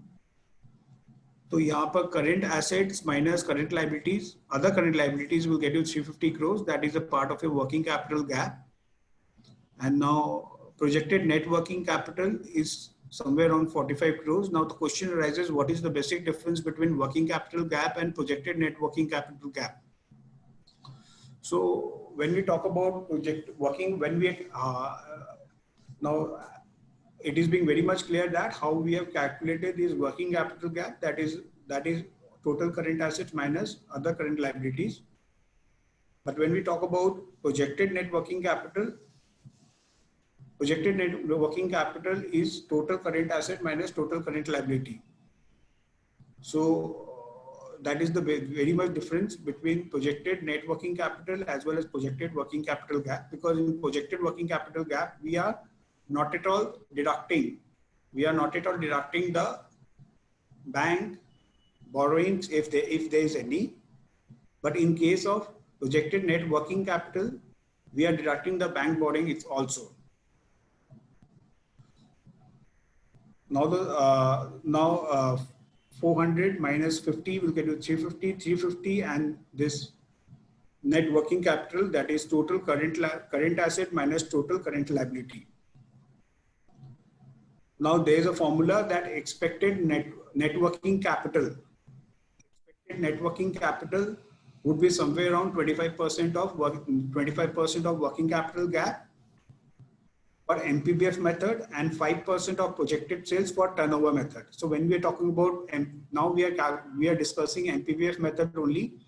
So 350 is the working capital gap. So 25% of working capital gap should be our expected net working capital over here. So that is 87. 25% of 350 will get you 87. Now permissible bank finance, how you're going to calculate the permissible bank finance? It would be 4 minus 5 or 4 minus 6, whichever is lower. So 4 minus 5 is something about 350 minus 45, 350 minus 45, or 4 minus 6, that is 350 minus 87. So whichever is lower will be the maximum permissible bank finance. So is a 263 is the maximum bank finance. So so this is something again, something in 4 minus 5 will get you somewhere around 305, and 4 minus 6 will get you somewhere around 263. So whichever is lower, so 263 is the maximum bank finance as per the MPBF method. Now when we talk about turnover method, the approved sale is somewhere around 1,000 crores. Your total current asset is somewhere around 400 crores. Other current liability is somewhere around 50 crores. Other current liability also whatever we have discussed during the MPBF method, same concept is there, that we are not taking bank borrowing here, short-term bank borrowing in the form of working capital. So working capital gap is somewhere around 350 crores. Projected net working capital is somewhere around 45 crores. That is also current asset minus current liability. Now here, expected MWC would be 5% of the projected sales. So 5% of the projected sale is 1,000 crores is the approved sales. So 5% of that will get you 50 crores. Yes. Now the same methodology in terms of bank finance. So herein it's 20% of the projected turnover. So herein, as per the turnover method, so 20% of the projected turnover would be the bank finance. So turnover is somewhere around 100 crores, 1000 crores. So 1000 crores ka 20% will get you 200 crores. But what, as per the turnover method, whatever being calculated over here, this is the minimum working capital. This is not the maximum working capital. So as per the turnover method, we are calculating the minimum working capital requirement, and as per the MPBF method, we are calculating the maximum working capital requirement for that particular year. So all this maximum permissible bank finance is being calculated for a year only because it's a short-term loan. And therein we have to provide projections to the tune of somewhere around 2 to 3 years only to the lenders, because these are being renewed every year. The facility is being renewed every year. Very small question in that. हाँ जी बताइए sir. Is turnover method, what is the importance of this 50 item number 6? Item number 6. Yeah, because item number 7 says 20% of the projected turnover. Once we have already considered 20% of the projected turnover, the 20%, what I will see. ये second third fourth fifth points का मतलब relevance मतलब इसमें है कि नहीं है वही देखना. नहीं वो तो एप्पल टू एप्पल हम जब हमने जो बनाया था टेबल बना हुआ था उसमें हमने आपको बताया. हाँ, but I do agree that it doesn't have any relevance over here because अपने को जब सेल ही पता तो सेल का 20% ले लिया, बात खत्म. नहीं उसमें एक और चीज है जो आप बात कर रहे हैं. Second and third point, fourth and fifth का मैं अज्यूम कर सकता हूँ कि 4 - 5 इसमें 4 - 5 सर करना नहीं है ना, करना ही नहीं है. If I have to see minimum, so minimum is 20% of the projected turnover or 4 - 5. नहीं सर, नहीं खाली 20% of the turnover. 20% of the. इसके अंदर सेकंड थर्ड फोर्थ फिफ्थ सारे पॉइंट अभी इररिलेवेंट. अभी इसमें मिनिमम में आपका 20% ऑफ द टर्नओवर ही है, उसमें कोई लोअर हायर तो कोई हिसाब ही नहीं है. आप projected net working capital. I think Sudarshan इसको ये सारे हटा भी सकते हो यहाँ से तुम, मतलब जरूरत नहीं है तो हटा भी सकते हो, जस्ट कंफ्यूजन मतलब. हम अपने टर्नओवर के हिसाब से वर्किंग कैपिटल निकालते हैं और एमपीबीएफ में वहां पर अपने इस जो मैंने आपको टर्मिनोलॉजी डिस्कस किया उसके हिसाब से निकालते हैं. यहाँ पर एक चीज कैप्चर्ड नहीं है. यहाँ पर मतलब जो थंब रूल ये है कि ट्रेडिंग कंपनी है जो 20% of the turnover working capital मिलेगी, और अगर मैन्युफैक्चरिंग कंसर्न है तो 25% ऑफ द टर्नओवर, मतलब उतना मिनिमम वर्किंग कैपिटल तो मिलना चाहिए, और मैक्सिमम जो वर्किंग कैपिटल है वो एमपीबीएस से निकल सकता है. ठीक है. यहाँ पर और एक चीज अपने डिस्कस कर रहे हैं कि कैश क्रेडिट का भी दिखा रहे थे ना कुछ. नहीं, कैश क्रेडिट का क्या दिखा रहे हैं? राइट में टेबल क्या था, थर्ड टेबल क्या था? हाँ वो मैं आपको बता रहा हूँ. अपने कैश बजट. हाँ. तो कैश बजट अपने क्या है कि अब ये होता है कि आप एक तरफ एमपीबीएफ की बात कर रहे हैं, एक तरफ कैश बजट की बात कर रहे हैं, तो कैश बजट तो सबके लिए एप्लीकेबल होता नहीं है. तो कैश बजट कब एप्लीकेबल होगा, कौन सी एंटिटीज के लिए कैश बजट एप्लीकेबल होगा. तो प्राइमरी फेसी जो मेरा ओपिनियन है, और भी इसमें ऐड ऑन हो सकता है, मगर अपने जब पावर सेक्टर का जब अपने बात करते हैं, पावर सेक्टर में बात करते हैं, तो पावर सेक्टर में भी अपने कैश बजट के हिसाब से वर्किंग कैपिटल असेसमेंट करते हैं. वहां पर असेसमेंट वर्किंग कैपिटल, क्योंकि इसमें होता क्या है कि पावर सेक्टर में आपकी इन्वेंट्री बोल के कुछ होती नहीं है. पावर सेक्टर में इन्वेंट्री बोल के कुछ होती नहीं है. इन्वेंट्री इन द सेंस मतलब जो इलेक्ट्रिसिटी जो आपकी जनरेट हो रही है उसको उस तरह से मैं इन्वेंट्री बात कर रहा हूँ. अभी सुनील भाई फिर से बोल देंगे कि कोल पे इन्वेंट्री होती है जो कि रॉ मटेरियल होता है, वो चीज एकदम एग्रीड है, वो होता है रॉ मटेरियल के फॉर्म में होता है. मगर इलेक्ट्रिसिटी एक बार प्रोड्यूस हो गई तो प्रोड्यूस माने वो है ना कि electricity can not be either generated और कैन नॉट बी, हमारे पास स्टॉक नहीं है, तो वो नहीं होता है. प्लस क्या होता है कि जैसे एक शुगर इंडस्ट्री है, शुगर इंडस्ट्री में भी क्या होता है कि अपने कैश बजट के हिसाब से ही वर्किंग कैपिटल असेसमेंट होता है. इवन होटल इंडस्ट्री में भी वर्किंग कैपिटल कैश. आप जो बात कर रहे हो होटल इंडस्ट्री की जो बात कर रहे हो, मतलब एक तो ये सब इंडस्ट्री में होता ही है, और दूसरा क्या है कि जहां पर हम ओडी लिमिट लेते हैं ना, ओडी फैसिलिटी लेते हैं, वहां पर भी कैश बजट के हिसाब से हम असर्टेन करते हैं कि कितनी ओडी लिमिट मिलनी चाहिए। यस, ठीक है। तो अब क्वेश्चन, और ये क्या वहां पर अपने क्या करते हैं कि एमपीबीएस जो कैलकुलेट करते हैं वो एनुअल बेसिस पे करते हैं, मगर यहाँ पर हम क्या कर रहे हैं कि हम मंथली बेसिस पे कैश बजट बनाते हैं। और इसमें क्या है कि इसमें हम ये देखते हैं कि पीक डेफिसिट कहाँ पर है। तो कैश बजट में हम ये देखते हैं कि पीक डेफिसिट कौन सा मंथ में है, और पीक डेफिसिट जो जितना जो मंथ में होता है वही आपकी लिमिट हो जाती है। तो अगर आप यहाँ पर नीचे में देखोगे, नीचे में अगर मैं यहाँ पे देखूंगी क्यूमुलेटिव सरप्लस और लोन रिक्वायरमेंट, अगर जी वाला कॉलम आप लास्ट अगर रो देख रहे हो तो यहाँ पर आपको देखोगे कि आपने 12 महीने का आपने मंथ वाइज आपने यहाँ पर बना दिया है कि आपकी कितनी रिक्वायरमेंट या डेफिसिट कितना होगा। तो यहाँ पर देखोगे कि आपका -96 है, लास्ट कॉलम में -96 is the peak deficit. So technically अगर आपको लॉजिकली लेंडर्स को समझाना है कि आपको कितनी लिमिट मिलनी चाहिए, तो 96 अगर मैं इसको क्रोज में मान लूं फिगर्स को, तो 96 crores ought to be the OD facility or the working capital facility which you need to be in place so that your normal operation as per your projection and estimates can allow you a smooth functioning accordingly. तो यहाँ पर 96 crores का आपके पास limit होनी चाहिए so that you can ensure smooth functioning of your business. अब now question arises कि cash budget कैसे बनता है। कैश बजट में अपने सबसे पहले तो ये लिखते हैं कि अपना सेल्स कितना हुआ है। तो अपने ये लिख दिया कि कितना सेल हुआ, अपना sale including cash sale as well as credit cell.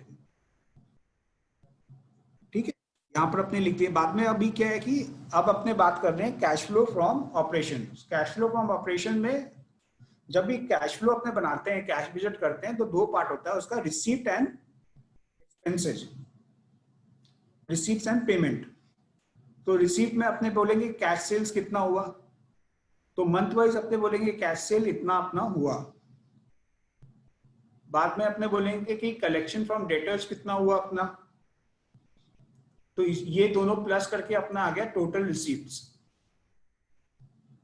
उसके बाद में अगर आपको लगता है कि आपके और भी कोई रिसीप्ट्स हैं जो कि आपके इनफ्लोज में आ रहे हैं, तो आप उसको कंसिडर कर सकते हैं। बाद में पेमेंट टू क्रेडिटर्स, आपको पेमेंट कितना अपने क्रेडिटर, ये सब कैश बेसिस पे मैं बात कर रहा हूँ। Payment to trade creditors, wages कितना आपने पेमेंट किया, ऑफिस एक्सपेंसेस कितना लगा, टैक्सेस कितना लगा, टोटल पेमेंट्स आ गए। अब टोटल पेमेंट्स में बाद में आपने रिसीप्ट्स माइनस पेमेंट आपने किया, रिसीप्ट माइनस पेमेंट किया, तो आपका यहाँ पर डेफिसिट आ गया -32। आपका ओपनिंग बैलेंस कितना था, कैश बैलेंस 10, और आप तो ये क्यूमुलेटिव कैश कितना हुआ, ये हो गया -22। अब इसके बाद आपने किया, आप कितना कैश हाथ में रखना चाहते हैं, क्लोजिंग बैलेंस कितना है रखना चाहते हैं, वो 10, तो आपका क्यूमुलेटिव सरप्लस आपका -32। तो ये अगर आपने एक महीने का आपने समझ गए आप, तो आप लगभग सब महीने का समझ जाओगे अकॉर्डिंगली। तो ये फर्स्ट मंथ का जो हमने कैलकुलेट किया, इसमें कोई एम्बिग्विटी किसी को?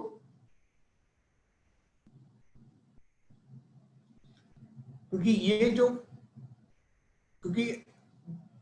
Cash budget is not that much very much common, क्योंकि जब भी कोई बोलता है ना बैंकर की कैश बजट बना के लेके आओ, तो हाथ पैर फूल जाते हैं नॉर्मली कि मतलब ये क्या बोल। खाली क्लियर करना सुदर्शन कि इसको फिर कैसे तुम कैसे मैच कराओगे कि हाँ जो पीएनएल में हमने दिखाया है 1 साल का प्रोजेक्शन वगैरह, उससे कहीं से तो टैली कराना पड़ेगा ना, क्योंकि इसमें अगर हम कोई भी फिगर कहीं से भी डाल रहे हैं उसको how will you get it tallied with the समझ नहीं पाया आपकी बात। जैसे पीएनएल में मान लो कि हमने जो भी खर्चे दिखाए हैं या मतलब दिखाए, उससे कुछ तो इसको टैली कराना पड़ेगा ना, क्योंकि एक्सपेंसेस हमारा ऐसा नहीं हो सकता है कि हम यहाँ पे डाल दें कुछ भी और वो total will not be matching with the.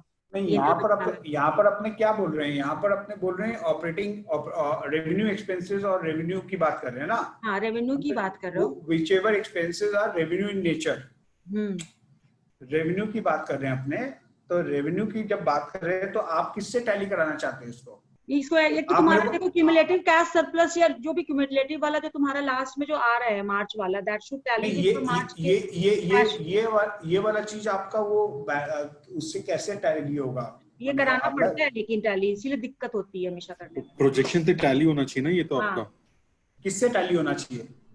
या Projected आपका P&L का बेसिकली जो आपने आपका कैश कैश फ्लो बजट, आप हाँ बोल आपका जो कैश बजट बनाया है ये मोटा मोटी देखें तो आपने बेसिकली आपने पीएनएल बैलेंस शीट पीएनएल बना दिया कि ये मेरा पीएनएल नहीं बना भाई, पीएनएल तो पीएनएल accrual में basis तुम्हारा पे है। अक्रूड बेसिस भी होता है और रेवेन्यू मतलब दोनों कैश बेसिस भी होता है, बट ठीक है। ये तुम्हारा मतलब अगर खाली आप कैश ब्रॉडली बेसिस है। कैश बेसिस पे अगर अपने पीएनएल बनाते तो ब्रॉडली अपने बोलते हैं कि ये मेरा मोटा मोटी पीएनएल बनेगा ऐसा। तो ये बेसिकली यहाँ पे जो भी कलेक्शन आ रहा है वो आपके इधर रेवेन्यू से या फिर आपके जो डेटर्स हैं वहां से कहीं से तो मैच होना चाहिए ना कि कहीं सर ना कहीं मेरा से मैच कराना पड़ेगा, अदरवाइज ये तो हवा में हो जाएगा मेरे ना। 100 करोड़ के मेरे 100 करोड़ का मैं इधर रेवेन्यू दिखा रहा हूँ और मैं बैलेंस शीट में अगर दिखा रहा हूँ 80 करोड़। मेरा खाली एक क्वेश्चन है कि can we understand what is the basic difference between cash flow statement and cash budget?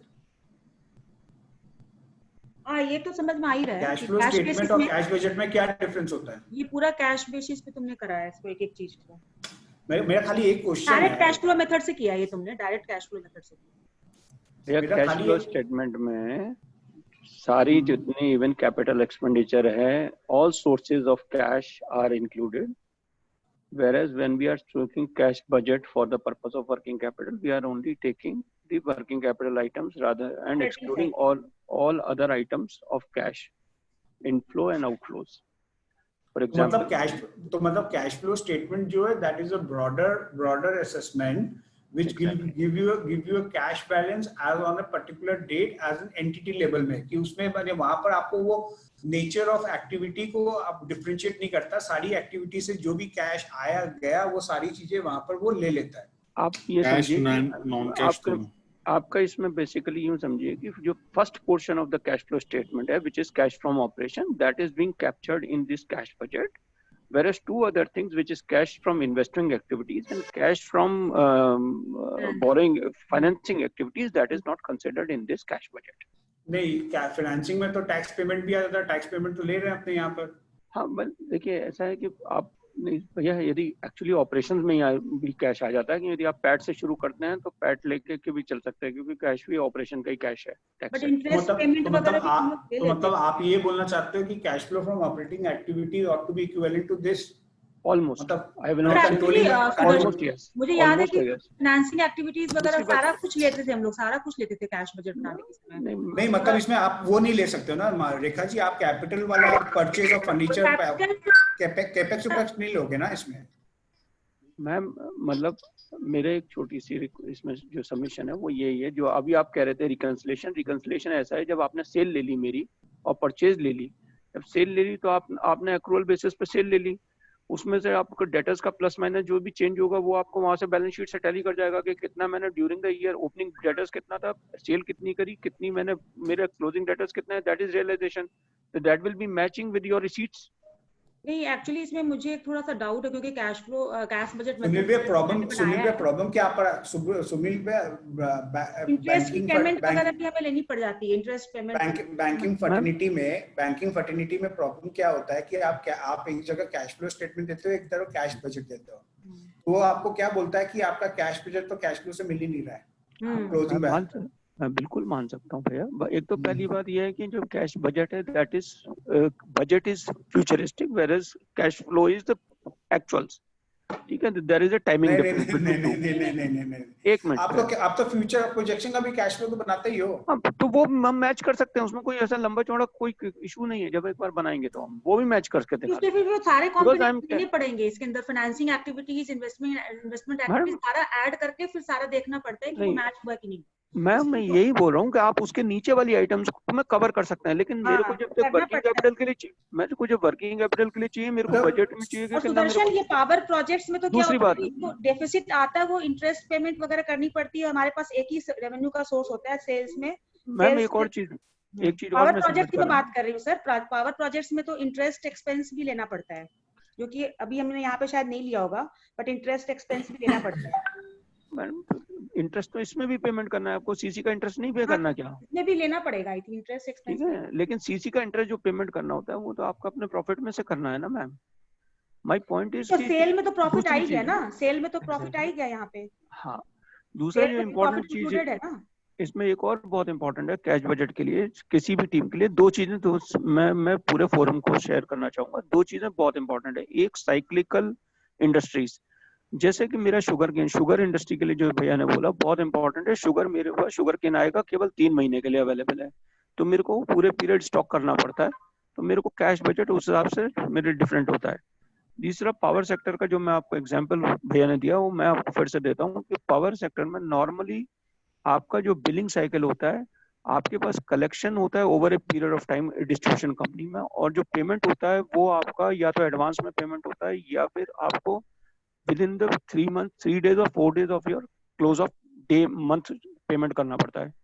तो वो कैश फ्लो जब आपका बनता है, जो पीक बनता है वो, जैसे मान लीजिए 15 तारीख को मेरे को पैसा आता है, तो 15 तारीख का कैश बनेगा, बजट बनेगा, 31 तारीख का नहीं बनेगा, मंथ एंड का नहीं बनेगा।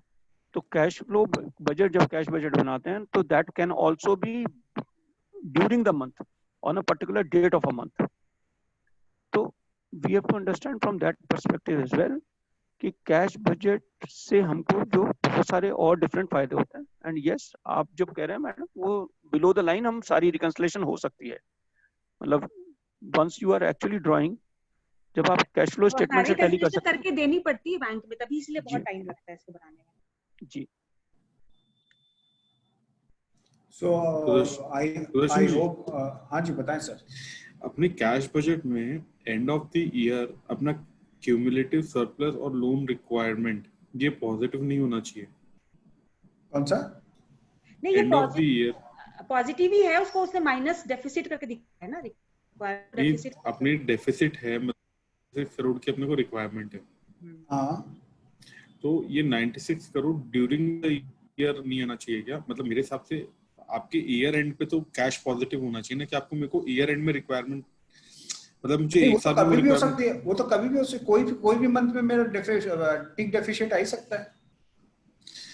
नहीं तो अगर मेरे को मार्च में भी पीक डेफिसिट आएगा तो मुझे तो अगले साल के लिए तो पैसा चाहिए। फिर तो मैं अभी जो ओडी ले रहा हूँ वो तो एक साल के लिए ले रहा हूँ, तो मार्च एंड में तो मुझे दिखाना पड़ेगा ना कि यार मार्च के एंड में मेरे पास पैसा आ जाएगा, मुझे तो मार्च एंड तक के लिए पैसा चाहिए। सर मैं एक छोटी सी चीज सबमिट करूंगा, मैं 1 मिनट में ऐड कर देता हूँ भैया इसमें। ये आप असेस कर रहे हैं भैया, और असेस करने के लिए आप एक्चुअली आप 32 माइनस कैसे करेंगे? आप मेरे को बताइए 32 माइनस फर्स्ट ईयर में, फर्स्ट मंथ में भी माइनस आप कैसे मीट करेंगे? मैं फर्स्ट ईयर में माइनस असेस कर सकता हूँ। कैसे करेंगे आप बताइए, कैसे मीट करेंगे? मेरे को आज कलेक्शन, आज मेरा पैसा, आज सेल से पैसा नहीं आ रहा, हाँ। 1 महीने 2 महीने बाद आएगा सर। आज मेरे को बताइए ना, आज मेरे को डेफर्ड सेल कर रहा हूँ कि मैंने आज तो सेल कर दी, पैसा मेरे को बाद में आएगा। सर तो ये तो असेसमेंट, तभी तो आपने प्रोजेक्ट ले लिया कि मेरे को जो कलेक्शन होगा 297 का होगा और मेरे को जो पेमेंट होगा 252 का होगा।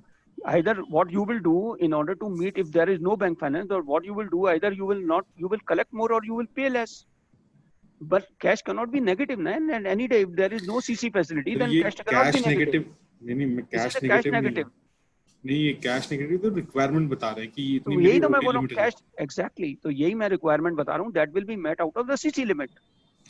सर आप ठीक है, आप पहले महीने में आपको 32 करोड़ की सीसी चाहिए और लास्ट महीने में आपको 96 करोड़ की सीसी चाहिए जी, तो पीक आपकी 96 आ गई। असेसमेंट होगी मेरी 96 पर।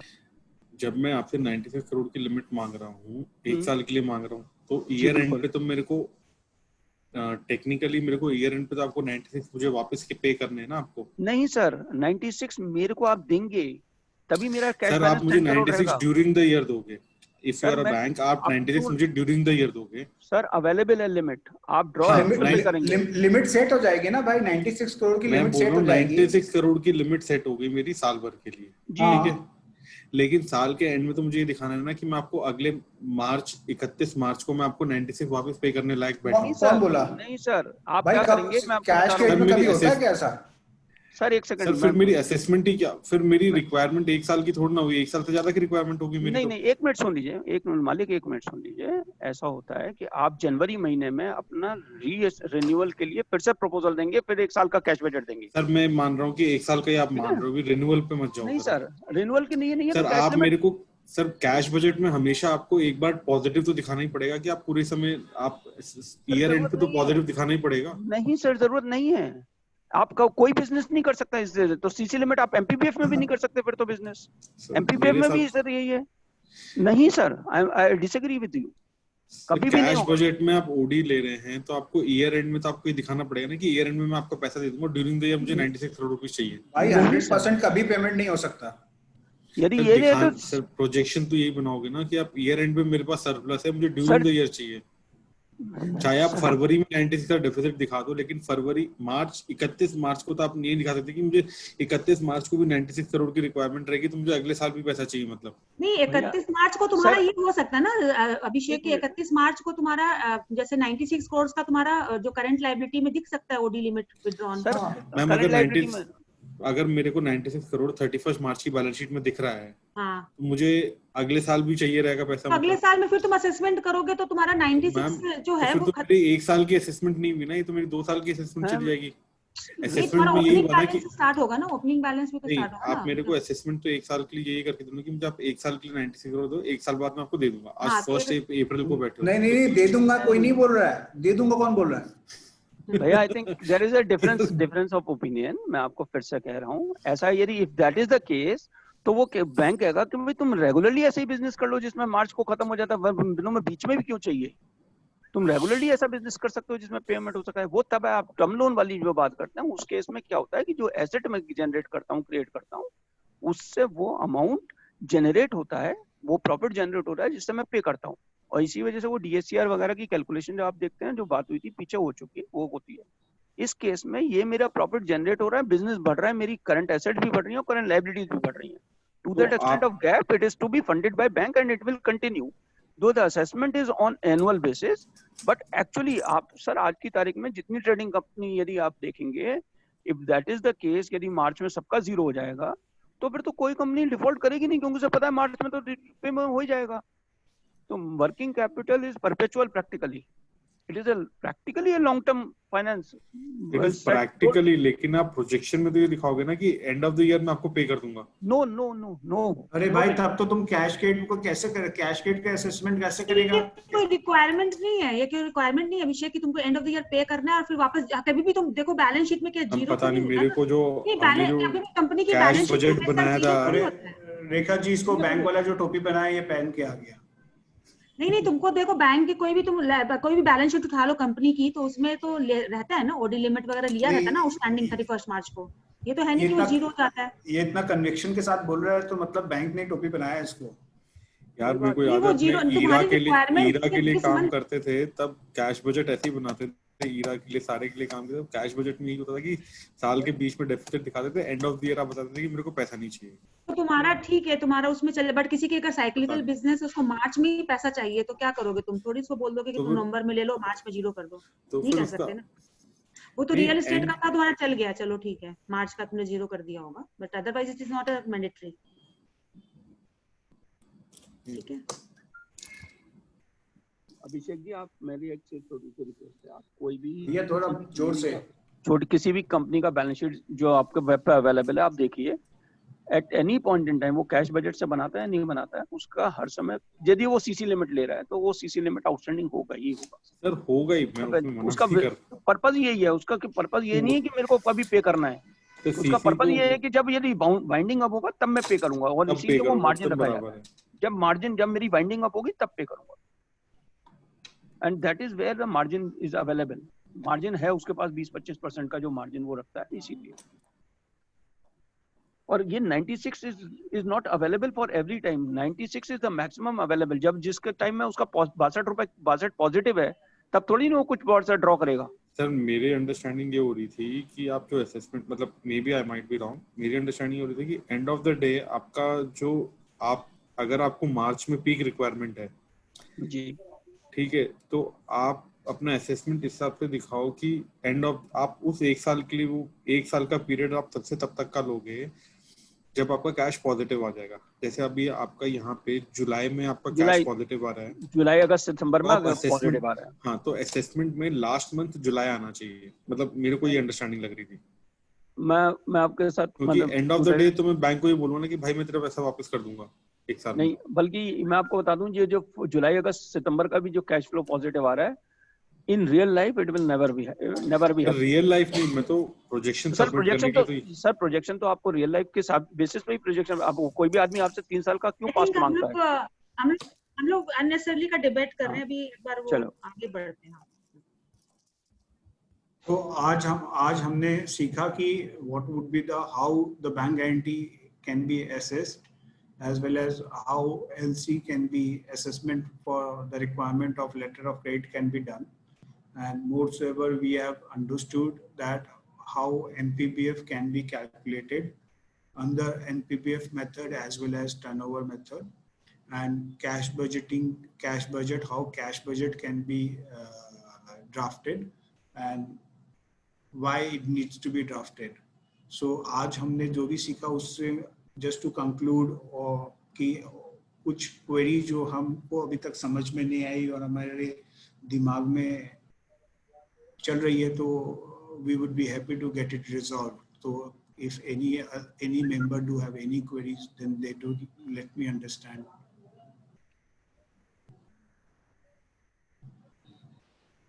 किसी की भी कुछ क्वेरीज हैं अपार्ट फ्रॉम 4-5 लोग जो एक्टिवली पार्टिसिपेट कर रहे हैं और किसी की कुछ क्वेरीज नहीं है?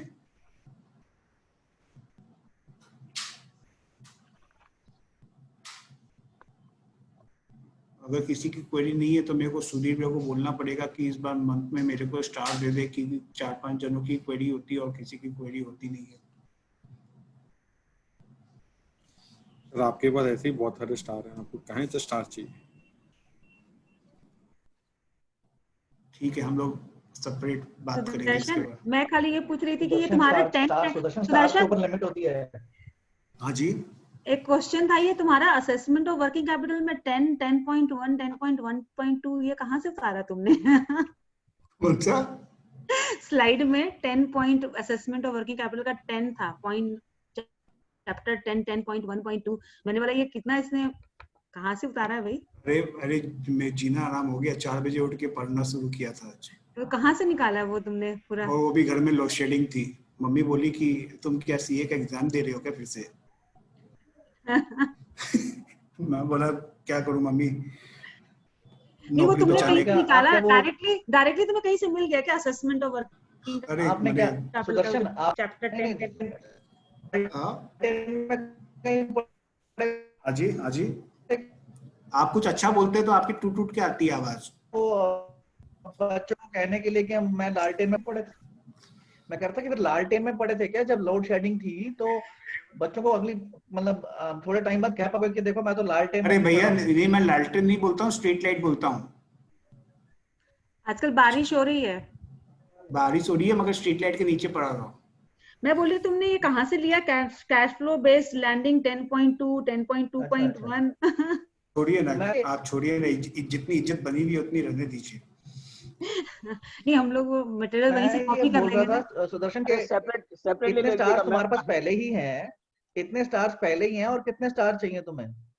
वो स्टार्स में एक्चुअली जंग लग गए हैं, थोड़ा सा ब्रॉन्ज वाला वो सॉल्यूशन से लगाना होगा इसको ठीक करना। भैया it is a Galaxy of stars that he needs. Oh my God. So I presume कि no one has a single question to ask apart from Rekha ji जो कि unanswered है जिनकी query, और तो ठीक है, तो so let best of luck to all the candidates for Saturday exam, क्योंकि इस बार तो पेपर प्रैक्टिकली बनेगा। इस बार मेरे हिसाब से सुन के भी कोई फायदा होगा नहीं, समझे नहीं है जो लोग। काफी थोड़ा सा लोगों के लिए टेक्निकल हो जाएगा ना, थोड़ा टेक्निकल नहीं, मतलब जो लोग समझे हैं वो लोग के लिए कोई प्रॉब्लम नहीं है, जो लोग नहीं समझे हैं जो एजुकेशन वाला काफी मतलब मगर जिन्होंने पार्टिसिपेट नहीं किया यहाँ पर, वो अगर सोचते हैं कि मैं सुन के वैसे हो जाएगा तो नहीं हो पाएगा मेरे हिसाब से। मगर ठीक है, लक ऑलवेज फेवर है ना, गाइड करने के लिए नोट्स बना के देंगे सुनील जी तो रॉबिन हुड बन गए अब। That's good. और मोस्ट ऑफ उनके जितने भी छात्र थे all performed well during the exam. So एक क्वेश्चन, हेलो, एक क्वेश्चन। अरे सो के उठ गया तुम? नहीं लगा हुआ इतना सुन रहा था सर। एकदम शुरू में एक जो आप बात बोले थे ना कि आपका 2 तरीके का बैंक गारंटी है, फाइनेंशियल एंड नॉन फाइनेंशियल। तो सारा गारंटी का तो फाइनेंशियल लायबिलिटी देता है, then why this difference is this is a finance bank guarantee and this is a non financial bank guarantee? ये तो सुनील भाई दे देंगे आंसर। सुनील भाई आप बताइए। सर कोशिश करता हूँ मैं आपको रिप्लाई करने की। देखिए जिस केस में आपका जो पैसा है वो that is related to fund, definitely guarantee is a document, is a financial document. First of all, the bank guarantee is a financial document, financial instrument. तो फाइनेंस तो है ही उसमें इन्वॉल्व। नॉन फंड में को हम इसलिए फाइनेंशियल और non financial को इसलिए कर रहे हैं, एक में फंड इन्वॉल्व है डायरेक्टली। फॉर एग्जांपल मैं कैश लेता हूँ परफॉर्मेंस इसके मोबिलाइजेशन एडवांस के अगेंस्ट, मैं कैश लेता हूँ और बैंक गारंटी देता हूँ एज ए सिक्योरिटी, ठीक है। तो मेरे को कैश का ट्रांजेक्शन हो रहा है। सिमिलरली गुड्स एंड सर्विसेज में फाइनेंशियल में ये है कि मैंने गुड्स एंड सर्विसेज ले लिए विच आई एम एनकैशिंग। तो मोबिलाइजेशन एडवांस या रिटेंशन मनी में भी क्या है, मेरा पैसा रुक जाता है, मैं against security I am actually getting release the funds. तो that is where it becomes a financial guarantee. Similarly EDC का हमको पेमेंट करना पड़ता है। That is actually I am in order to secure my payments और the payment to the other party recipient, मैं एक guarantee दे रहा हूँ। That's why it becomes a financial bank guarantee. जो परफॉर्मेंस बैंक गारंटी है that is practically conditional, though the bank guarantee document itself is unconditional, but the invocation is conditional because that the agreement behind it says that if you don't perform then I can encash this bank guarantee। Sunil भैया इसमें है ना देसी भाषा को असीम में ये समझा दीजिए कि असीम तू ज्योति भैया को गारंटी देगा तो वो परफॉर्मेंस बैंक गारंटी होगी, और ज्योति भैया तेरे को गारंटी देंगे तो वो फाइनेंशियल बैंक गारंटी होगी। बात समझ गया असीम का कहना ये है कि दोनों ही केस में उसको तो बैंक का तो पैसा लगेगा, दोनों ही केस में बैंक को तो पैसा देना पड़ जाएगा। बैंक को पैसा देना है, लेकिन इसमें क्या है कि जो बेनिफिशियरी है मान लीजिए जो, बट वो परफॉर्मेंस के ऊपर देना है, ये है कि केवल उसके पेमेंट के ऊपर देना है, तो किस पे देना है वो डिफरेंस है। नहीं बैंक को तो दोनों केस में पैसा देना है, चाहे वो नहीं बैंक को दोनों केस में देना, बट एक केस में परफॉर्मेंस नहीं करेगा तो देना है और एक केस में अगर वो पेमेंट नहीं करेगा तो देना है। That is the difference. नहीं मैं सिंपल सा बताता हूँ थोड़ा सा ज्यादा कि जो फाइनेंशियल बैंक गारंटी हुई, जैसे ईपीसी कंपनी है, अगर उसने फाइनेंशियल बैंक गारंटी इशू कराई तो उसके अगेंस्ट में उसको कहीं ना कहीं मॉनेटरी कैश मिल रहा है।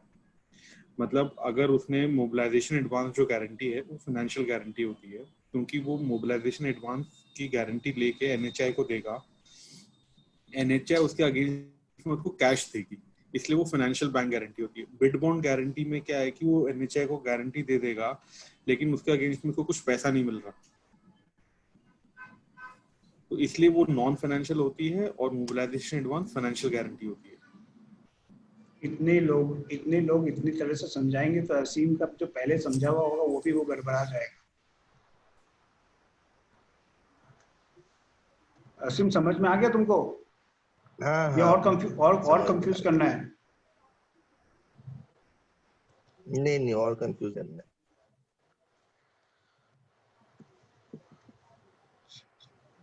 और कोई क्वेश्चन?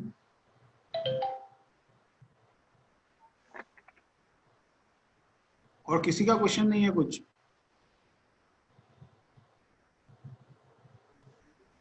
सबको सब कुछ समझ में आ गया? मैंने हम लोग ने जो भी डिस्कस किया।